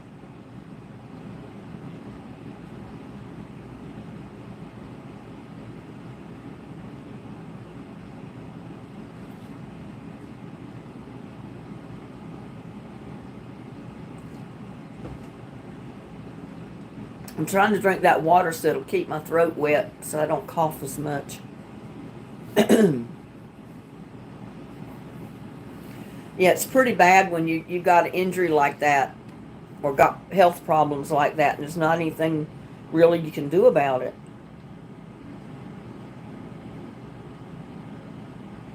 Like mine, the injuries that I had, the surgeries that I've already had, I don't think there's a surgeon that would touch me. That's the reason I deal with it myself. How was your name spelled, Linda? It's like you spelled it, Joshua, Linda.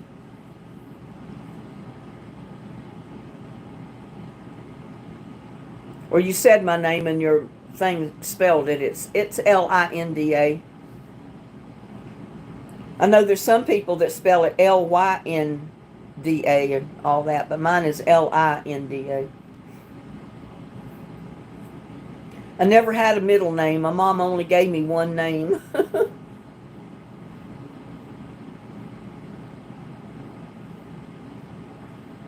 In fact, she gave all of us one names except for my younger brothers. Like my older brother is William. And my next brother is Donald, named after my grandfather. Then I'm named Linda. Then my next brother is Michael. She only gave him one name. And then the younger three, starting with Mitchell, it was Mitchell Robert. And then I have, let's see. Yeah, Mitchell Robert, and then, no, the two youngest ones. Mitchell is Mitchell Robert, and then the youngest one is Edward Joseph, named after my mom's dad, my other grandfather.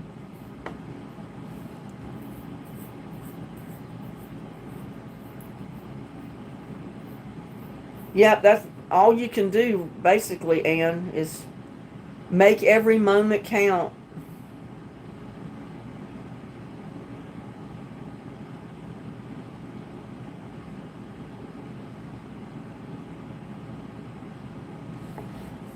That's what I was wondering. If her throat is going to collapse eventually, can't they put something in her airway or down her throat to open it up? I mean, that would be hard having something in your throat, but at least she'd be able to breathe that way.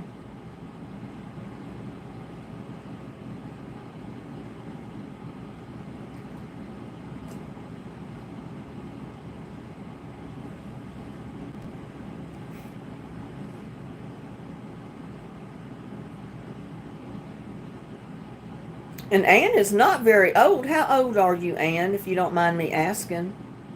You're just a young lady so far. I mean, you're not very old.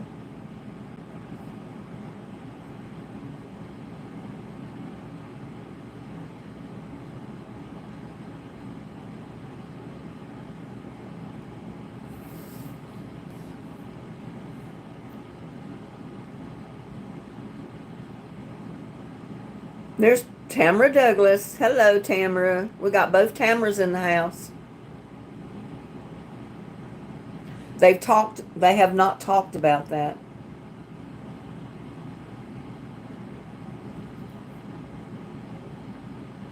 I mean, they'd have to put a trach tube or something, seems like, in your throat so you could be able to breathe. Are you really 72? I didn't think you were that old. Well, that's not real old, but I mean, I thought you were a lot younger than that.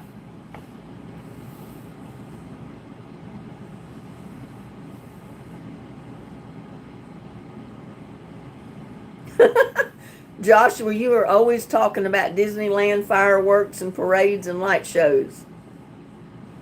I wish I could show Ann Disneyland fireworks from the parking lot on YouTube. I wonder how she'd react to the loud booms and the car alarms going off. She could see those get launched. That'd be kind of an experience, wouldn't it? And there's Wanda Blessed Creations. Hello. You're a newbie here, but welcome. You were born September 2nd, 1952.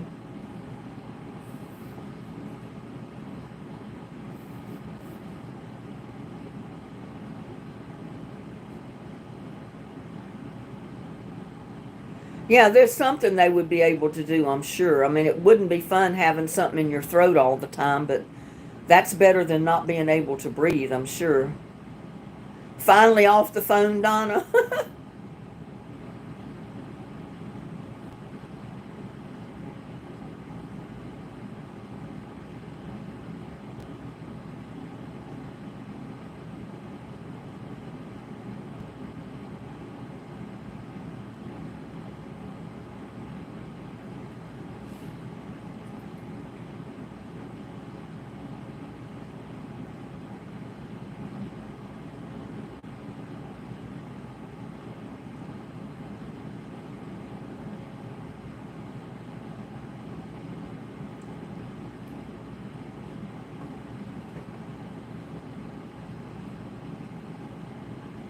Yeah, I don't have anything planned for tomorrow for Father's Day because I don't have any father left around to have a celebration for, so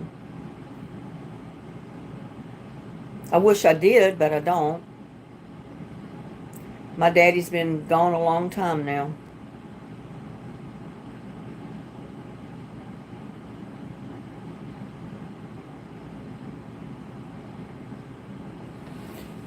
And I don't really celebrate Father's Day with my son because he's not my daddy, you know.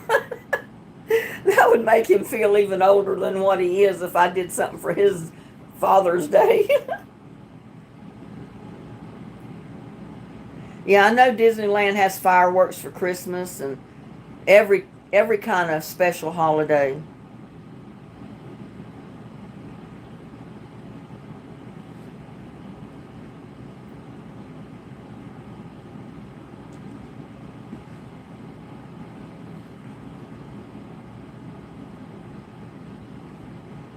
You can celebrate with us as a friend. Well, there you go.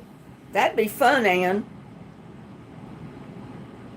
I might have to go live tomorrow on Father's Day just to have a Father's Day celebration for myself with no father. Just for all the fathers out there.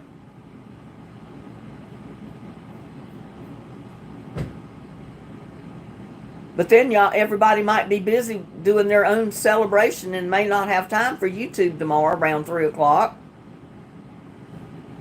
Or whatever time I go live if I do.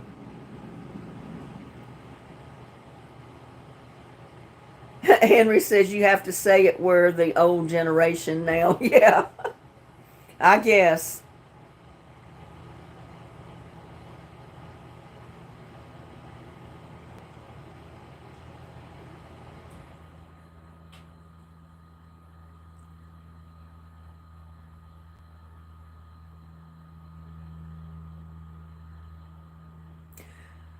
Anand, Coomer, hello, whoever you are.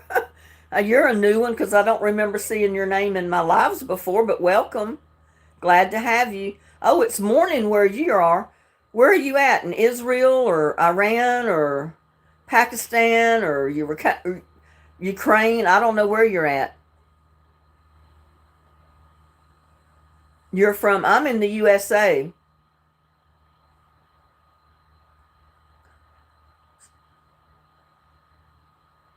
Wanda Blessed Crew. Never thought you were a troll, Wanda. My garden's doing great. It's growing like crazy with all the rain we've had. But the ants they're terrible. There's been so much water going in the ground, it's made all the ants come up to the surface. I've got to put more ant poison out all over the yard. India, okay. I knew you were somewhere over there for it to be morning there.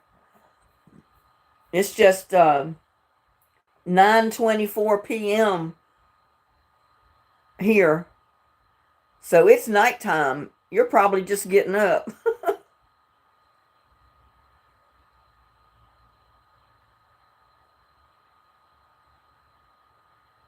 Anthony said hi. Yeah, they're horrible. I try to get rid of any of the trolls that come in because I'm not letting anybody stay in here that puts up bad remarks, you know. I get rid of them real quick, or my moderators will.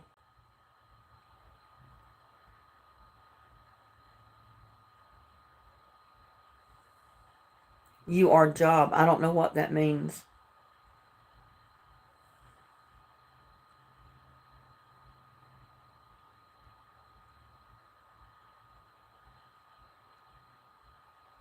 Yeah, I figured you were a new subscriber because I don't remember seeing Wanda's Blessed Creations before.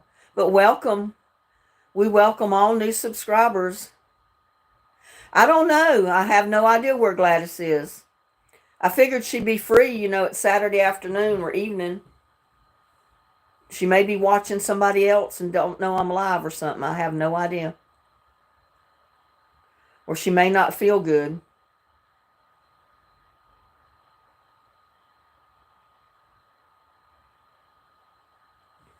Yeah, I guess, Joshua. I don't know. Because you can be 300 feet away and still do a close-up if you've got a powerful enough camera.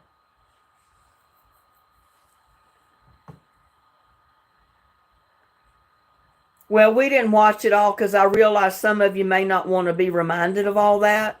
So I ended it and just told everybody if they want to see it, they can go watch the replay on YouTube. They'll get a better view than I was showing them anyway. Yeah, it didn't dawn on me that some people that were in the service during the war and all that may not want to be reminded of all that stuff. So,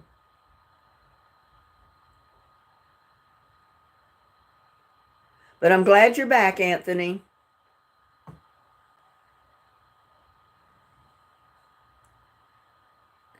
I put like your age.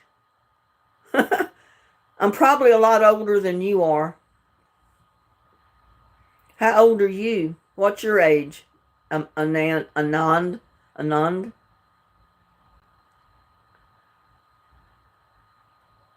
Oh, I'm sure Disney will be doing a 4th of July fireworks, Joshua. You're looking young. Well, I told everybody, I said, I'm like fine wine. I improve with age.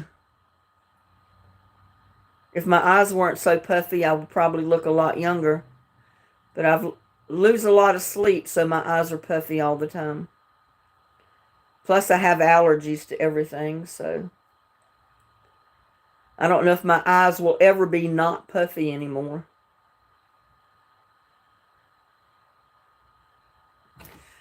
Well, I've got some tomatoes. You know that blue planter that I've got in the back that I had put my banana trees in. The banana trees didn't make the last 2 freezes we had. So I planted tomato plants down in it, and they're in the ground. And they're taller than my head right now.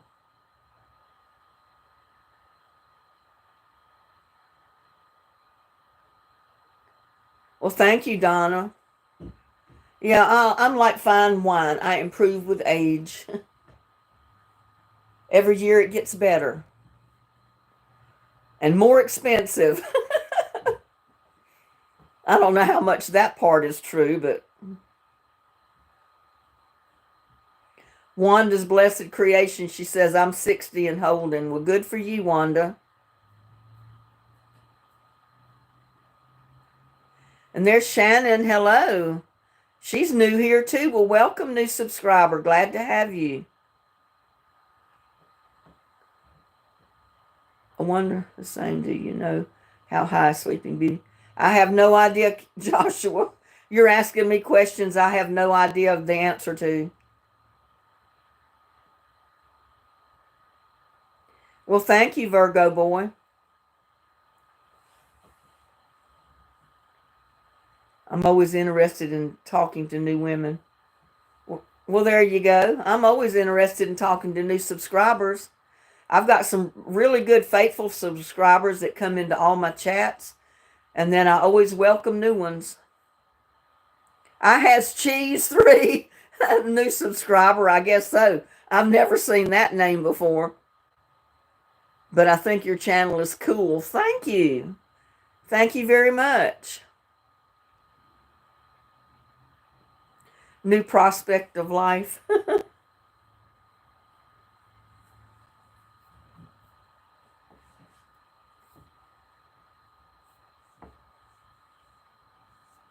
Yeah, I've had several new people come into the live tonight. That's good. And there's Debbie. It's hot here too, and it's humid because with all the rain we've had, it's washed all the ants up out of the ground. They're all on top of the ground now. So you get eat alive when you're walking across the yard. I've got to put out ant poison and get rid of them as soon as I know it's not going to rain for a few days at least. We've had more rain this time of year than usual. I has Cheese 3 said hi.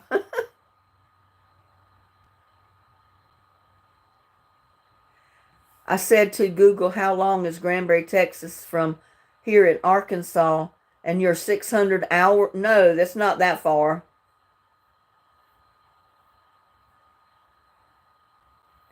Arkansas is not 600 miles. It's the neighboring state. I've driven to Arkansas before.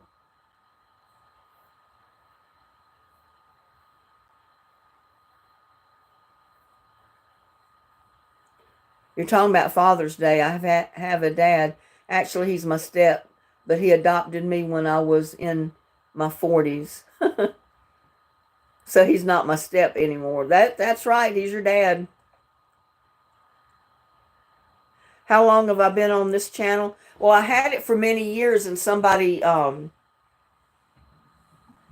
sabotaged my channel to where I couldn't even get in it. And then I started another one, this one.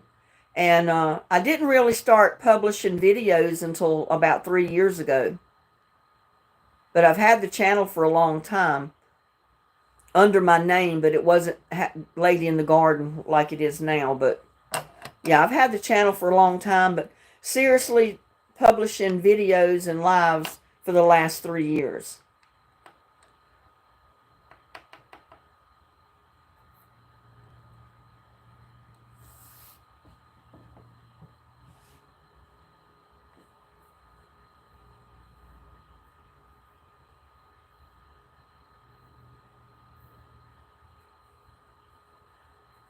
Trying to think of the name of the town that I drove through. Is it Black Rock or something, Arkansas? I can't remember. Is there a Black Rock, Arkansas? Black something. I has Cheese. Where in the world did you get that name? I has Cheese 3. What made you think to use that as a name on YouTube?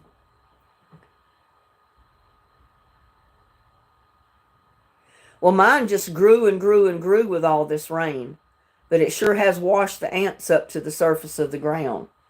And those ants will eat you alive if you don't put granules out or something to get rid of them.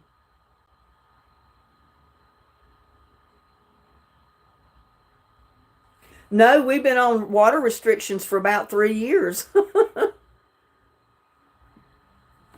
You can only water 1 day a week with my garden hose.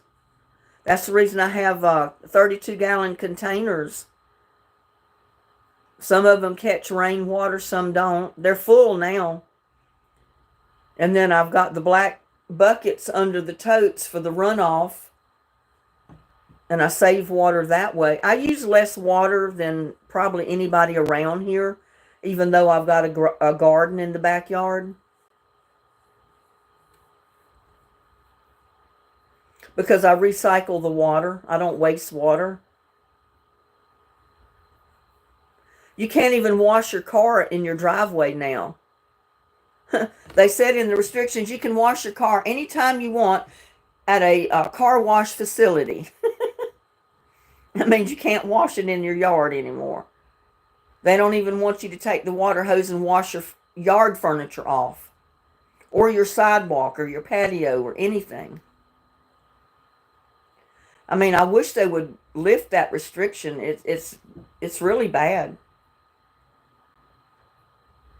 My patio tables and chairs, they stay dusty all the time because I can't wash them off.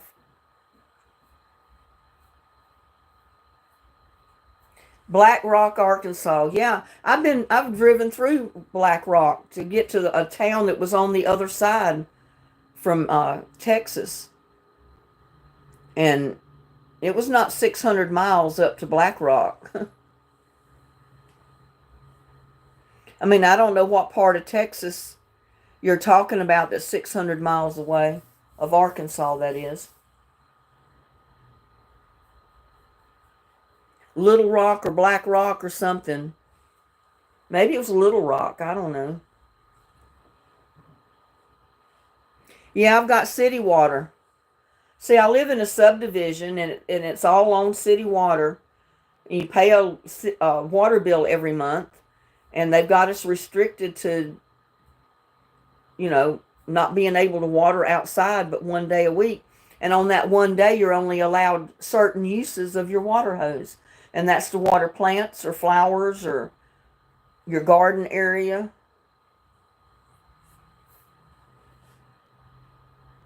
You meant 6 hours, yeah. That's more like it's 6 hours, not 600 miles. Well, usually it is very dry here in Texas. But we never had water restrictions till about 3 years ago. And there's so many more new people moving into this area that are running more and more water all the time. And I think that's part of it. The water company has water. They say they just can't purify it and get it to customers fast enough. Customers are using water way faster than they used to. So they can't supply the water as fast as customers use it. That's why the water restriction.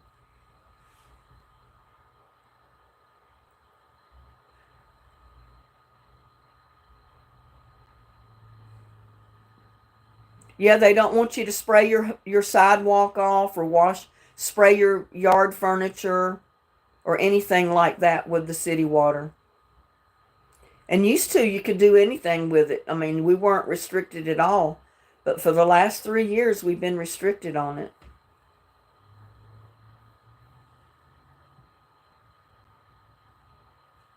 Well, like I said, they told me there was plenty of water. The people that work at the water company, they say we've got plenty of water. That's not the problem.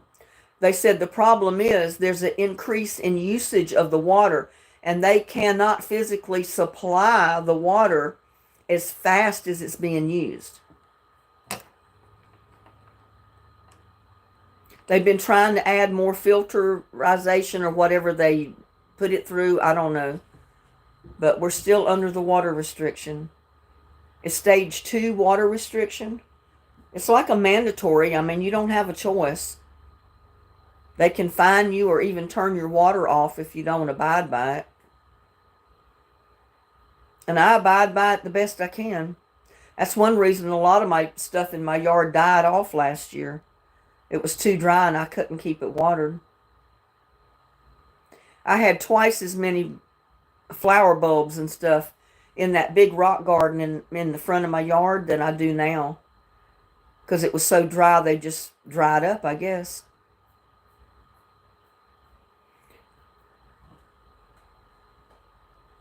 Yeah, they say they need another water system. They said they had part of the parts to do one, but they couldn't get all of them. And that's one of the holdbacks. They said they can't get the parts they need. I thought to myself, well, in 3 years' time, you could make your own parts, looks like. But little do I know, I don't know what they do to, what things they need, any of that kind. And there's Monolith, hello. Welcome to chat.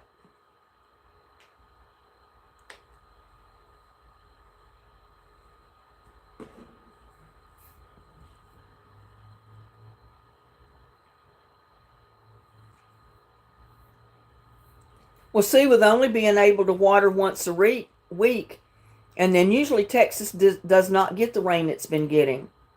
It's really dry. The ground's cracked.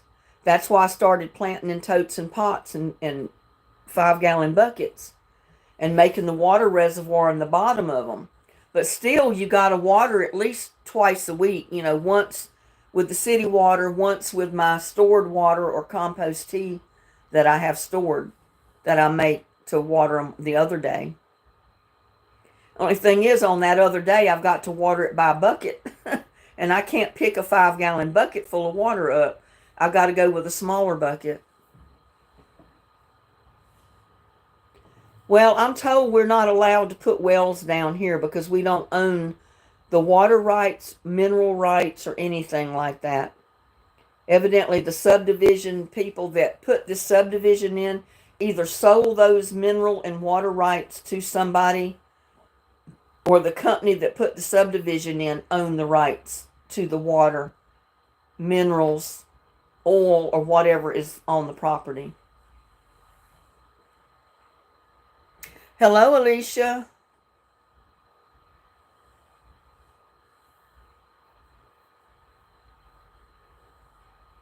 They claim if they catch you with a well of your own, they can tap the well.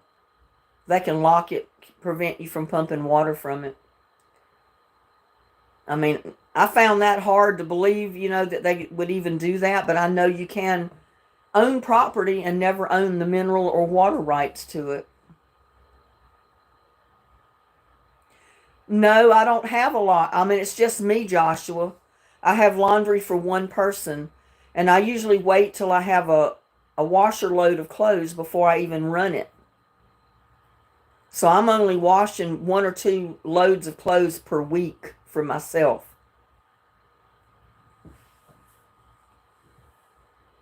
If I have a lot of towels and sheets and stuff, I do probably 2 loads a week. Just depends on how much I use that week. Yes, I like music, Monolith. What kind of music do you like?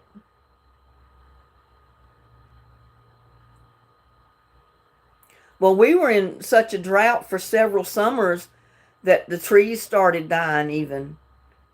Not just the grass in the yard, the trees around were dying off because they couldn't find water.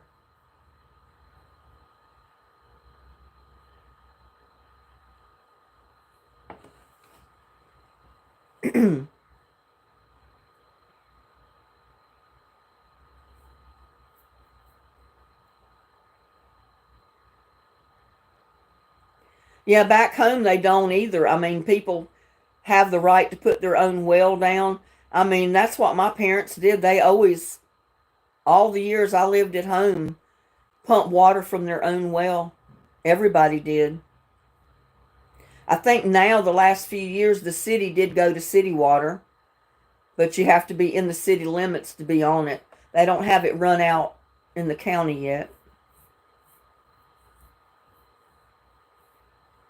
But some people back home like the idea of having the city water because they said there's not as much iron in it, because the water back home in a lot of places has so much iron in it, it smells like rotted eggs. and it turns your bathtub and your sinks really orangey looking. You know, the rust color. I mean, I grew up using that water. It wasn't that bad at our house. We had pretty decent water, but it did turn the bathtub or the commode a little yellowish brown. You had to keep it cleaned out. Water well smells like blood. Well, not all of it, Shannon.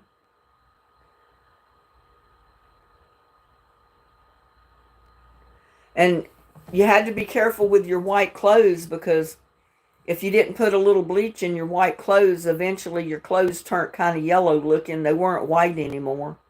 And it was just the sulfur and the iron and stuff that was in the water. Yep, sulfur water. I know at my aunt's house, oh my God, it smelled so much like eggs, you'd almost have to hold your breath to drink the water. I mean, it didn't have a bad taste, but it smelled, if you could get it to your face and get a mouth, you know, get it in your mouth, you could drink it, but you couldn't smell it. It smelled terrible. I just hold my breath and drink it. Now, the water at our house didn't smell like that. It didn't have all that sulfur in it. I mean, it smelled like fresh water, but there was enough sulfur or iron or something in it that it would eventually turn your white clothes a dingy looking color. They weren't real white anymore. So you did have to use bleach in your white clothes. Not my water. I have a neutralizer system. It's great.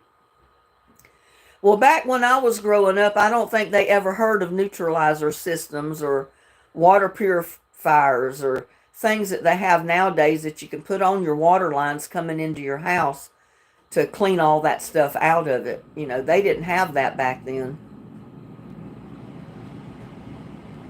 I don't know. It looked like they were getting kind of with it the last time I saw anything about the protests in California. I don't usually watch a whole lot of that stuff. Too much violence and stupid people.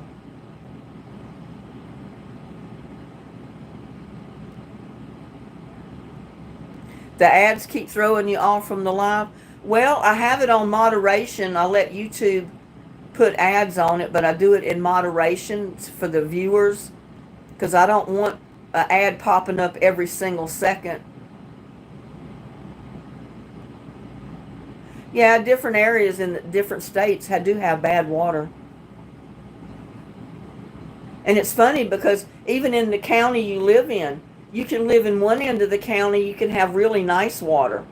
The other end of the county, you could have the smelly sulfur water that you can't drink because you can't smell it.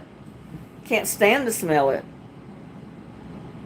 You own about 10 acres? Well, I still own about 6.5 acres back home. But it's not developed. It's just woodlands. But a lot of it is on the road front. It's perfect to build a house on. But it needs a lot of dirt hauled in. And I've never had the money to do that.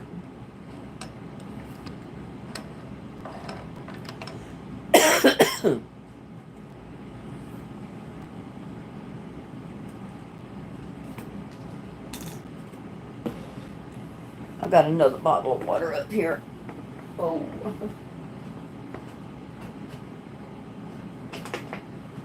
If you've ever been to the East Coast, around Wilmington, that area, inland it's swamp. There's a lot of swampland. It's lowlands. So it stays pretty damp. I mean, you don't usually have to water plants or trees or anything. Unless it gets extremely dry one summer. So usually if you have property there, you've got to haul in dirt to build up the lot to put your house on. And my 6 acres is extremely low. And it would take quite a bit of dirt to haul in to build it up. I mean, of course, I wouldn't do the whole 6 acres, but it would take quite a bit of dirt to level it up enough to build a house on it.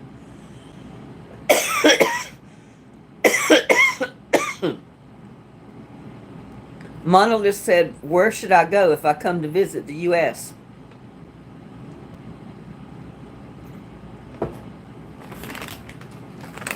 I don't know.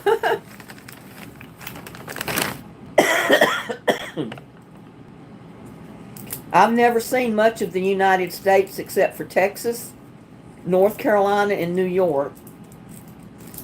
Because what time I saw any of the other states, it was just traveling through, not really living there and seeing what it was like. So I don't know if I could recommend a place for you to visit. There's a ton of people coming to Texas, that's for sure. There's also a ton of people going to North Carolina right now.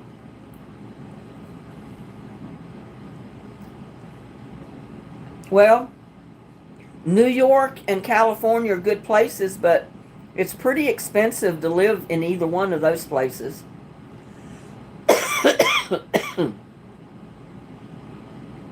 North Carolina. Well, North Carolina has beautiful beaches. It's beautiful country. Can grow in just about any kind of garden anywhere there.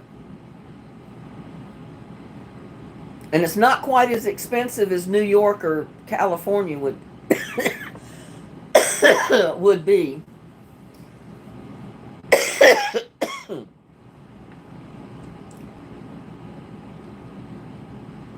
Shannon says, I miss my papa. Where's your papa, Shannon?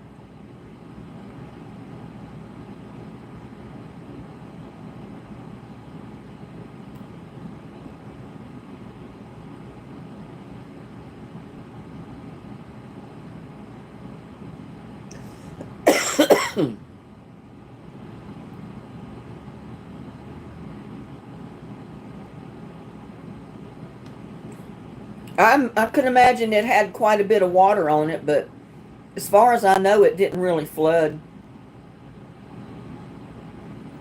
My hometown didn't flood.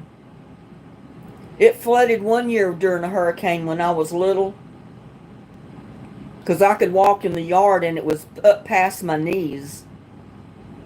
I don't remember how old I was then, but it was up at least a foot or more because it was covering. We had a little concrete, it wasn't really a patio, it was just like a landing at the front door.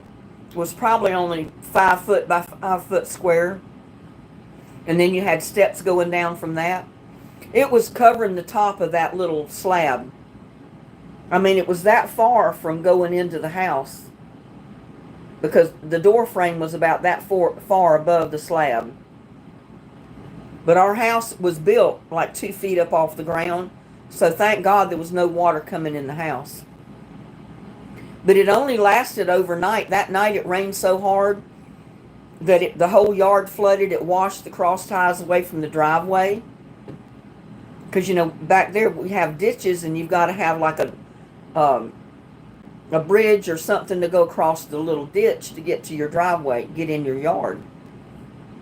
And those wooden beams were washed away. And it did cover that little platform, porch or whatever, with water that night. Because we were at my grandmother's and my dad drove home in the pouring down rain and you couldn't even see the lines on the highway. Because the highway was that deep in water. But we made it home, and evidently the cross ties didn't float away until after he drove the car over in the yard, because we made it through there all right. Got into the house. The water didn't get any higher than that, and by the next morning you could look out, the water was gone. But it looked like our house was sitting in the middle of a river or middle of a lake. I'll never forget that. That's the only time I've ever seen or ever known my hometown to flood.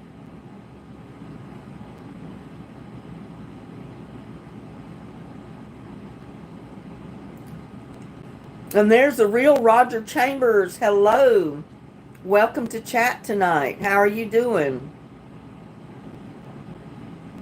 You're listening to chat while you're working on your crochet. What are you crocheting, Alicia?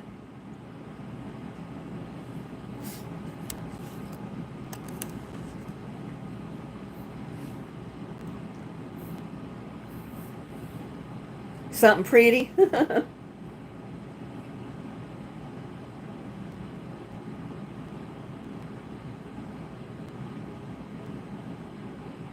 Yeah, I don't own a front loading washer. I have a top loading one.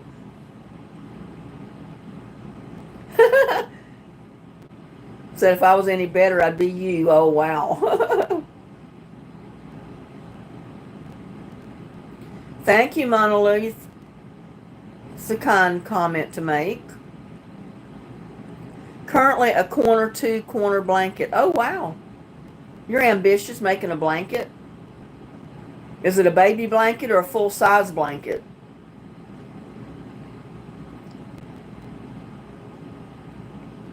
And there's Country Curl Cooking with Rhonda. Hello. How are you?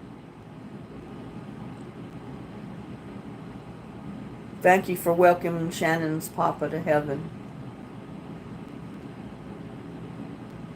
I learned C2C. I don't know what that is. I can't read the instructions on crocheting. Never could. I usually made up my own stitches.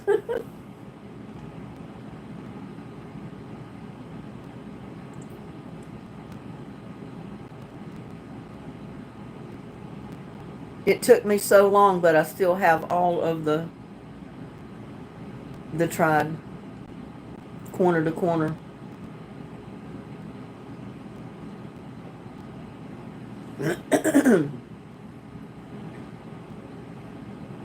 Wish I had learned how to crochet again. My grandfather taught me, but I don't remember anymore. I'm thinking of going to the nursing home to see if someone can help me.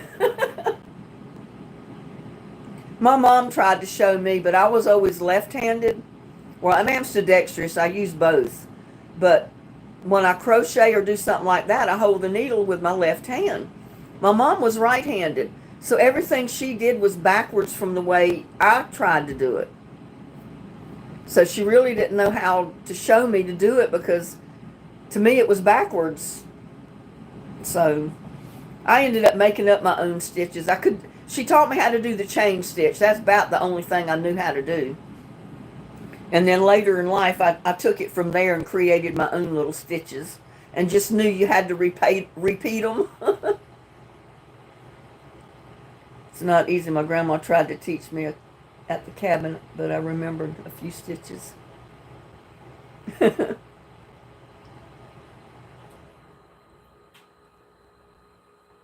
Like I learned how to do the granny square all on my own through trial and error. And I don't know if it's the same stitch everybody else uses, but I ended up making several granny square spreads for beds. Like I've got a queen size spread on my bed right now that I crocheted. And I use regular yarn to do it. And my squares are about 10 to 14 inches across in diameter. And they're all different colors. And then I've got a solid border around that, which is burgundy.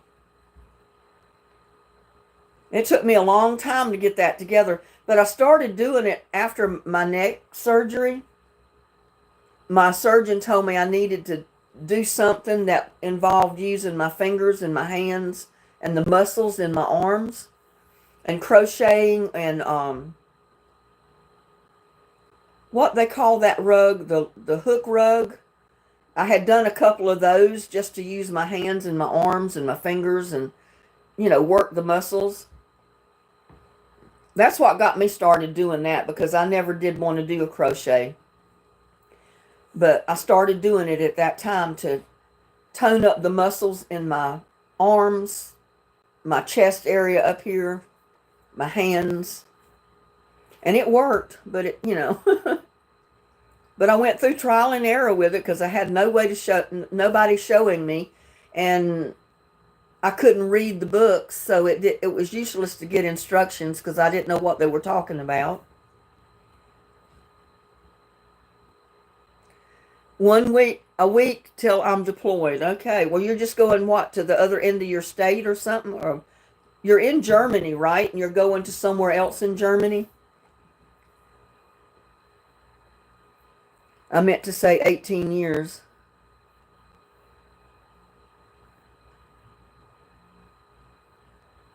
Shannon says, I'm an Army mom. That's all right, Monolith. Our friend Dan in Arizona rebuilt that Maytag washing machine. You know, it has a glass lid on the top. Really? I don't have one with a glass lid. Mine's the old style. It just has a metal lid that closes.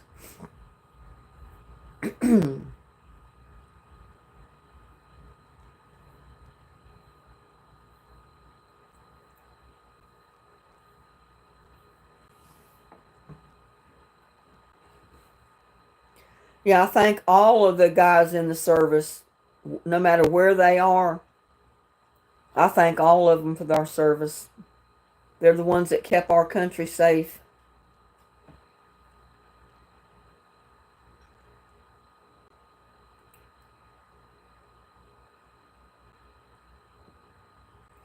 Let's keep talking about water and crochet. Okay, there you go. Let's get back on the happy subjects and not think about times of war.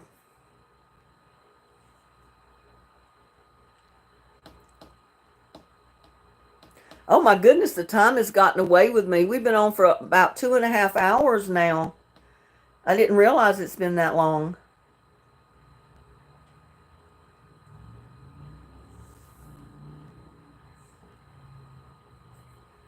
Yeah, but you know, if you remember, when you try to make up your own crocheting stitch or whatever they call it, you just got to remember, whatever you do, you got to repeat it. And then if you need to turn or make a corner, you got to come up with another stitch to do that. You can't do it all the same. It'll end up being a chain. Once I learned how to do the chain, I just went crazy from there and started learning all kind of different stitches. But it was stitches I came up with on my own. Like I said, I could not read the books of instructions because I didn't know what they were talking about. I mean, it was like reading Chinese to me. Yeah, and happy Father's Day to all the fathers in chat or that are watching us. You write your stitches down. I have a crazy amount of notes that make no sense to me anymore. That's what I did with everything else. If I needed to remember something, I'd make a note. Then I'd make a note about this, and then I'd make a note about that. And then half the time I'd put the notes away for safekeeping, and I'd forget where the notes were. So the notes didn't do me any good. I keep all my crocheting stitches right up here. And it's funny because people used to ask me questions, and I'd say, well, wait a minute, I got to go through this overstuffed file cabinet up here, but I'll get to the answer sooner or later. It'll just take me a minute.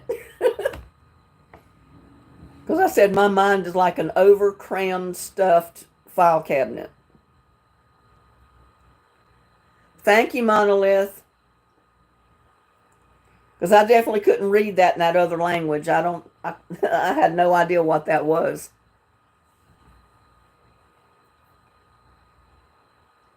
I follow many. I can't understand on paper. I'm better to see. And that's me. I'm better just to try it. And if it works, then I know I can keep doing that. Shannon says it's Russian. Yeah, I don't read Russian. I don't speak Russian either. When he got it, Linda, he was just testing it out. When he got it, was filling up a water fountain. After a while, it was draining, and 2 minutes later, it was an error code. Oh, wow, I don't know what you're talking about. You lost me, Joshua.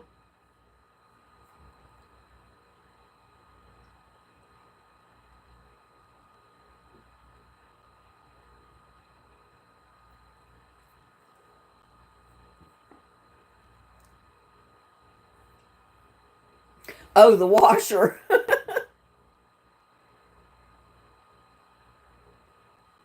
Yeah, there's a lot of knowledge up there. It just takes me a minute or two to kind of sort it out and get to some of the answers I need.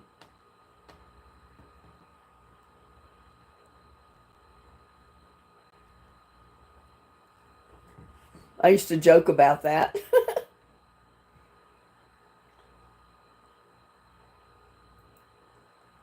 Shannon says, I'm going to be 50. My mind is so busy I can't find it when I need it. Oh, I know exactly what you're talking about.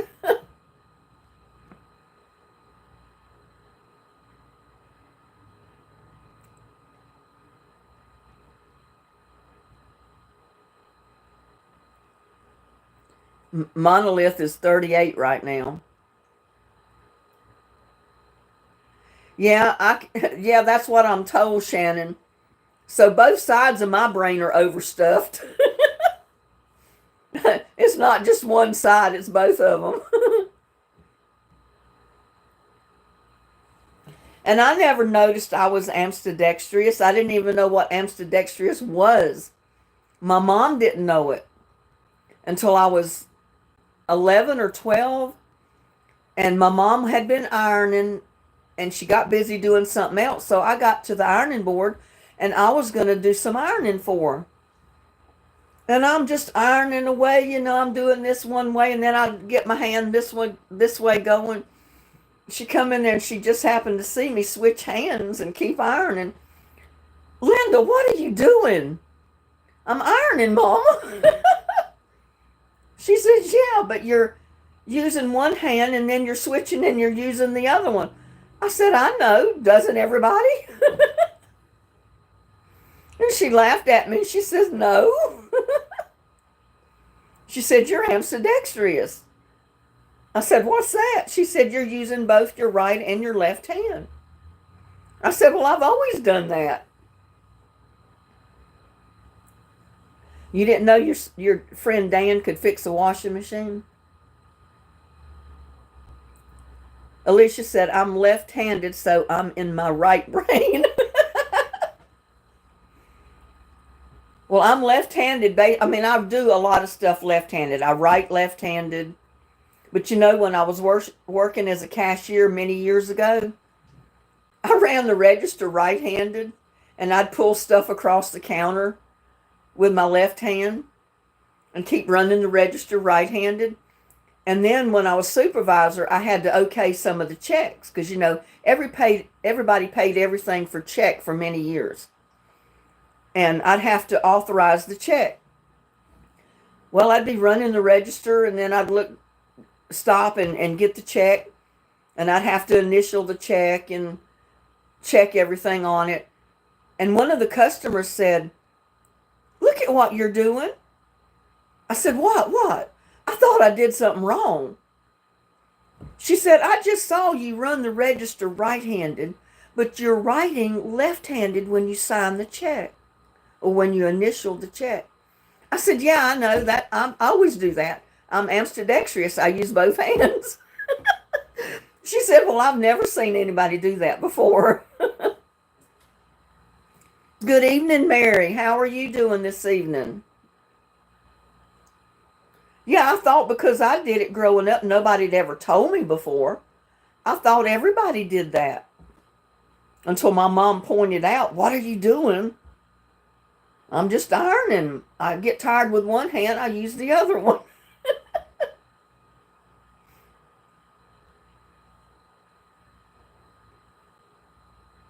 I've tried writing right-handed. It doesn't work out too good. Because I guess I've never really pushed to learn to write right-handed. I can do it. It takes me a while to do it. And it doesn't look very nice. Because I just naturally grab something to write with my left hand. I don't even think about it.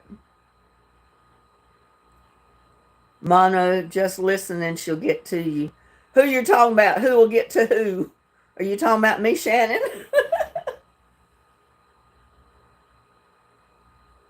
Okay, what song, Monolith? What song can you recommend?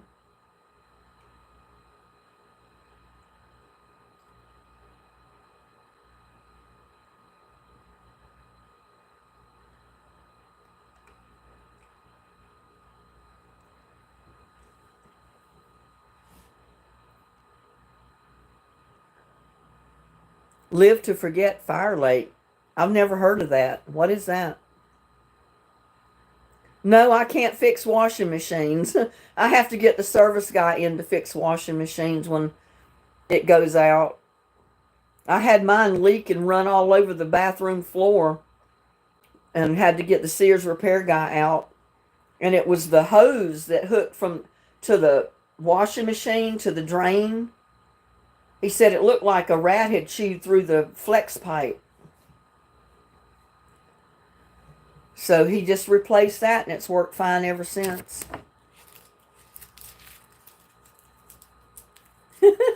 Even my husband can't fix a washer, and he's it. He's one thinks he knows everything, but he can't fix a washer. Well, there's not too many people that do fix washers. They've never taken one apart to even see what the parts look like. Shannon said that's why we have HSP. What is HSP? Monolith said their washer's possessed. Anne said her husband fixed their washer. Well, that's good. It's nice that he's able to do that. Home Service Plus. Okay. I'd never heard of that.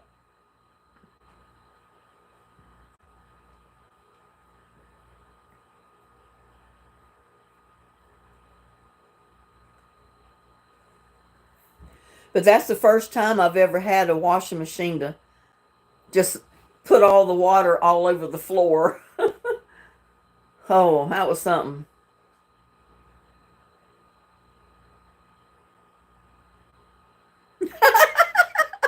Monolith, you seen the door open and spit the clothes out of the washing machine when it's running? I hope there was no water in it at the time.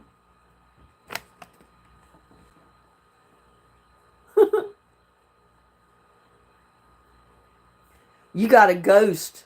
You got Anthony's ghost. I guess he didn't come back. I haven't seen him in comment in a while here now. You need a good repair person.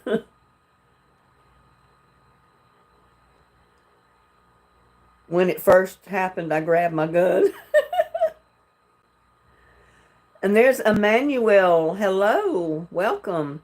You're hungry. What time of the day is it where you live, Emmanuel? Is it morning? Is it breakfast time? Leah says LOL. Ann said her husband fixes everything. Well, that's good. It's good to have a husband that can fix all that kind of stuff. Saves you a lot of money, too. Because repair guys are not cheap. And you know what? I had the service guy come check my spigot and check underneath the sink because I had water under there again. It didn't leak. I almost called him not to come, but I said, just as sure as I call him, tell him not to come out here to check it. It'll be leaking again. He come out here. He checked every way he could check under the sink. No water. The faucet wouldn't leak. It didn't drip. Not one drop. And I said, well, it's got to be water pressure because it's dropping right now. You got to make sure it's turned off real good. But sometimes if I turn it off and I think it's off good and the water pressure builds up, we have more water pressure than before, it'll start dripping. But it did not drip a time when the repair guy was here. He said, well, if it starts back and it gets bad enough, he said, go ahead and order the faucets. And he would come out and replace the faucets because he said that type of faucet. But they sell these faucets every day. Just like that. And he said, a lot of times you can't buy the parts to go in them. So I don't know. My other plumber who has passed away always had parts to fix the inside of the spigot, the faucets. But that's what he told me. He said, just buy another one, we'll replace it. But I was hoping I could get away with just having them fix it, not replace it. Because I don't really want it taken out of the counter. Because I'm afraid when it's taken out and put back in, it's going to cause it to leak. And this house, as old as it is, It has not leaked into my counter to rot my counter out yet. My counter is solid.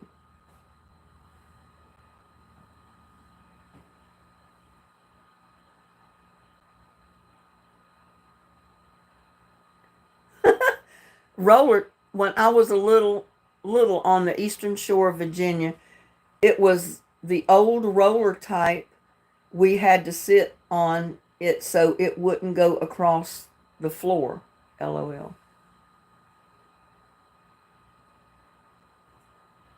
Are you talking about the old-timey washer machines, the wringer washing machines that had the rollers on top that you put your clothes through and you turn the hand crank to wring the clothes out?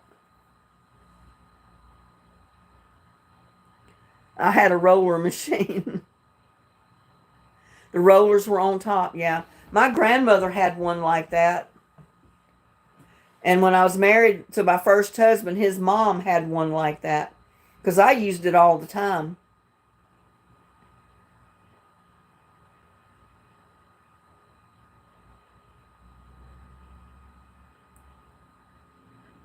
Until we bought a new mobile home when I was married to my first husband, and we had a washer put in that, so I had my own washing machine then.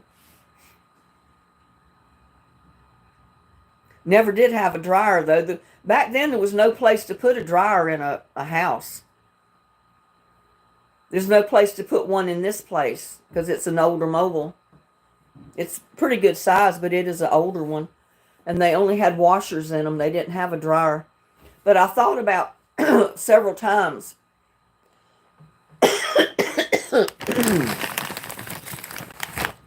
of getting one of the stack washers and dryers and put that in, or either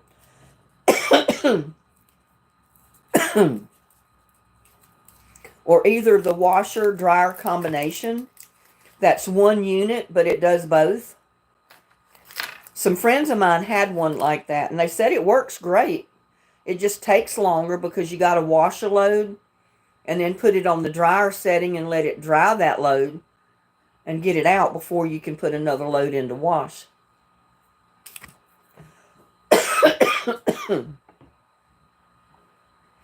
I dry mine on the line too. Sometimes I just dry them in the house.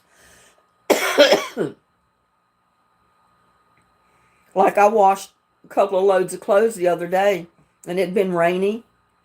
So my clothes I put on hangers and hung them over the shower door. My towels I did the same way. I can hook them to pants hangers by the hooks and hang them up on the hangers and just hang them there and let them dry in the bathroom. I've done sheets that way too.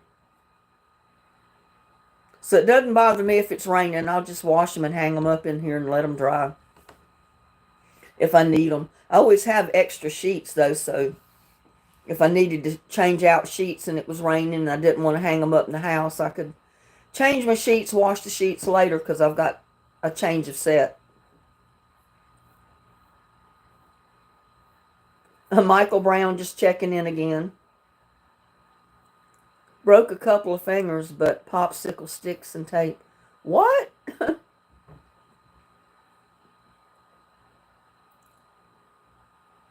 You lost me about the broke couple of fingers, but popsicle.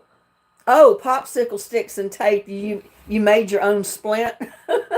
I didn't catch that at first, Shannon.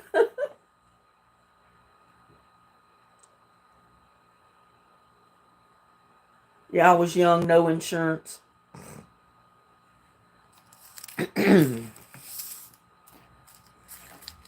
Well, I hope your fingers healed okay.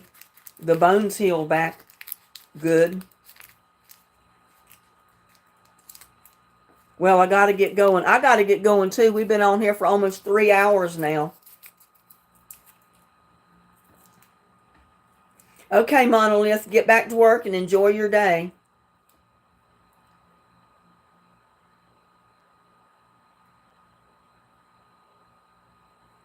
Leah done that with white clothespins and tape. Oh my goodness. Well, I've never broken fingers, so I've never had to do that. And you spoiled your kids because of it, huh? Got Border Patrol duty. Oh, wow. Okay, well, we'll see you next time, Monolith. You have a good day or night. Stay safe. We'll see you next time. Biggest mistake, you spoiled them. Yeah, they don't get unspoiled, that's for sure.